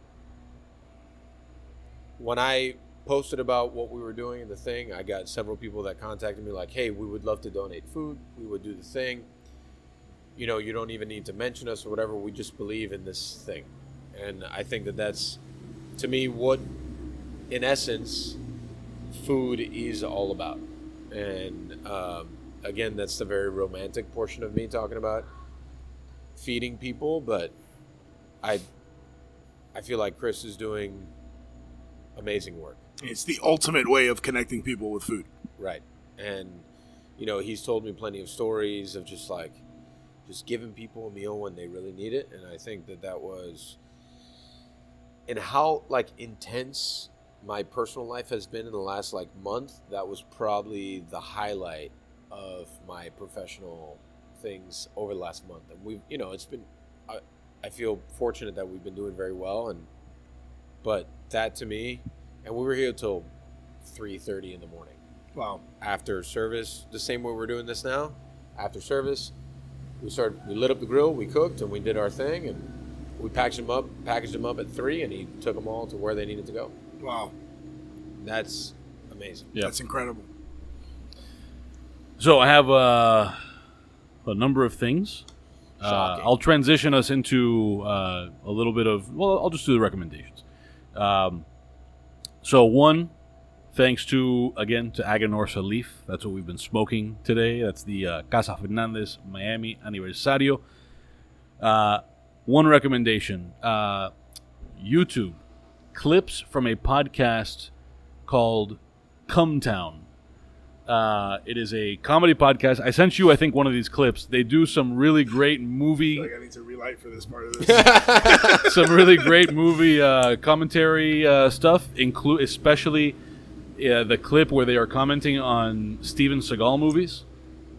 Is incredible. If you are a fan of laughing at how ridiculous Steven Seagal has become, Come Town's commentary on Steven Seagal movies is pretty great. A thing that is very good on Amazon, a series. This has been around for a while, but I only recently watched the first season. Wayne on Amazon is a. It's like if Wes Anderson and Quentin Tarantino made a movie together. Like Wes Anderson quirky teen couple drama with like Quentin Tarantino level gore. Awesome series, and a thing that was mentioned before its release by Peter Santamaria. I've been watching Invincible on Amazon, which is an animated series based on a comic book by, I forget the name, but it's not DC or Marvel. It's like a I guess smaller publisher. Right. But Invincible is great. It's J.K. Simmons, the lead guy, the Korean American guy from Walking Dead. I forget his name now. Oh yeah, he was just in that Minari. Yeah. So got nominated for a bunch of shit. Yeah, Jason Mantzoukas. So like super solid cast, and it's especially if you're into Marvel, where there's like a lot of the snark stuff in there in terms of the tone of the writing. Really good. I like snark. Yeah, snark is fun. There's a lot of good snark. I feel stuff. like there's a lot of snark here currently. So, so we're good. So, and then shifting gears a little bit, a while back, Mike and I recorded a couple of episodes where we were just talking about the Movimiento San Isidro, one of the leaders of that movement in Cuba, which is a dissident movement of artists and intellectuals and journalists. Luis Manuel Otero Alcántara has been on a hunger strike, and this morning, we're recording this May 4th, was arrested on the 7th day of his hunger strike. And at the time that we're recording this, like the call is to demand some kind of proof of life from the Cuban government. The concern is that they would like sort of dictate his conditions such that they like would force him to die, which would not be the first time that something like that had happened. So if you want to keep tabs on that, this is by no means the best place to do it. In fact, I'm sure some things will have changed by the time you hear this, but the places that I would recommend you follow, if you're an Instagram person, Movimiento San Isidro, which is MOV_San Isidro, and then past guest Rosa Maria Payá and her organization Cuba Decide. Finally, since we mentioned T-shirts in connection to San Isidro, I would recommend former, he's now retired, UFC fighter Ricardo Lamas, who's on Instagram is Ricardo Lamas, Lamas, MMA, Ricardo Lamas MMA. Designed some shirts. They're great. That I bought one of them. They're $40. All the profits go to support Movimiento San Isidro. The front is a cartoon of him pissing on Fidel Castro's grave. Perfect idea. And the back says Todos somos San Isidro, and he will send you, at least he sent me, a postcard-sized photo that he autographs. So you'll get an autograph from a guy who's fought for UFC titles out of the deal. But Ricardo Lamas MMA, I just love that this guy like did not have to do any of this. Took it upon himself to like have the T-shirts made, and is selling them. Just like DM me, give me your Venmo information, or like you Venmo him the money and he ships you the thing. Sure enough, I did it, and I got a shirt in the mail within a few days. So this, fan favorite pro athlete is selling shirts on Instagram and That's Venmo. really great. to benefit this Buying organization a lot of in Cuba. T-shirts tonight, Yeah. apparently, since There you go. insomnia is definitely fucking with me tonight. Yeah, I mean, it's interesting how the merchandising of things is just a simple way to support something that you support. I mean, I often have this like battle at home. It's like, well, why did you buy more shirts? I'm like, because I support this guy. Right. I support this thing. I want to do the thing. I'm like, are you going to wear it? I'm like, I don't know, maybe. I probably will, but not all the time. But it's just like a simple, just like, hey. Pissing on Fidel's grave kind of sounds No, like it's something good. It's that a good you one. It's a gotta good one. wear. No, that's a good one. Like, that's a good one. Yeah. Yeah, I support that. So gives you shameless, a lot of in-person likes. right? That's true. Shameless plugs. Nedal, let everybody know where they can find you and any things that you're up to and working on and all the rest. Shameless plugs. I don't know. I'm in such a weird limbo mode these days. But obviously, we'll always recommend Pincho. It's our baby. If you care about my political musings, I'm on Twitter and Instagram at Nedal Ahmad. I'm gonna follow you on Twitter. I love Twitter. The Twitter machine, I'm a fan of. I have a love-hate relationship with it. I hate the blue check mafia of Sure. all these elites who think they know better than everybody. But it also, there's some decent, meaningful conversation and news happening there. Yeah. But yeah, that's about it on the shameless plugs right now. Mike, shameless plugs. All the things. Have you heard the new shameless plug music that I sent you earlier? No. I'm going to play it here just because you're going to get a kick out of it, but we'll actually cut it in post. A remix from listener Noah. No boy. This is his new, you're going to love this. All the things. I still gotta recommend all my shit. I mean, we've done this 80 times already. All the things. All the things. All the things. Yeah, all the things. All the things. All the things. All the things. All the things. That's good. I like that. That's good. I support the use of this this clip. I'm gonna be in the fucking shower tonight singing that. It's pretty catchy. We can put that on Spotify, I think. It's good. Yeah, it's got some legs to it. So, final shameless plugs. You can support what we're doing. Well, first, find us all over the social media things Sure. at Bangkong Podcast or dademag.com/Bangkong Podcast. You can support what we're doing at patreon.com/dademag. If you were a $15 a month person getting mugs, Patreon added a function that will allow you to get a mug every 3 months instead of just after the third month and then no more. So now the $15 a month tier gets you a Bangkong Podcast mug every 3 months. Imagine your cabinets loaded with logo mugs of our pornographic Man, sandwich. what an amazing life you're living. Also, breaking news here.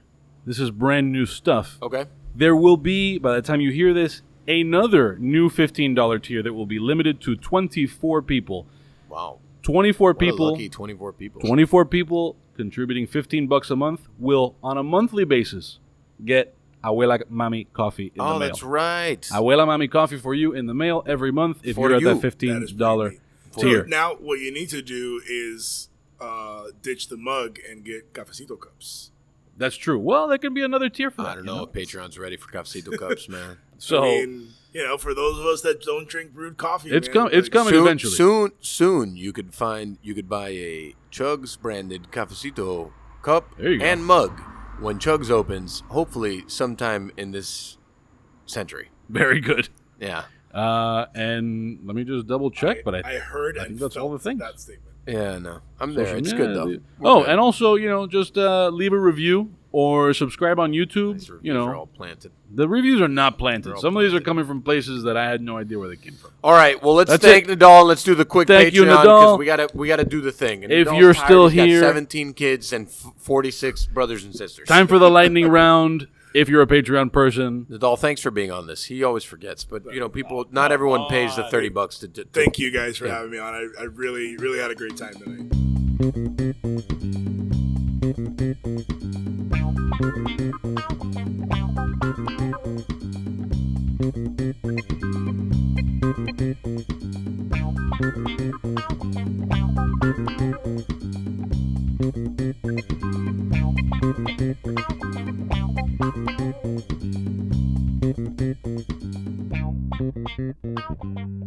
Thank you. Bye.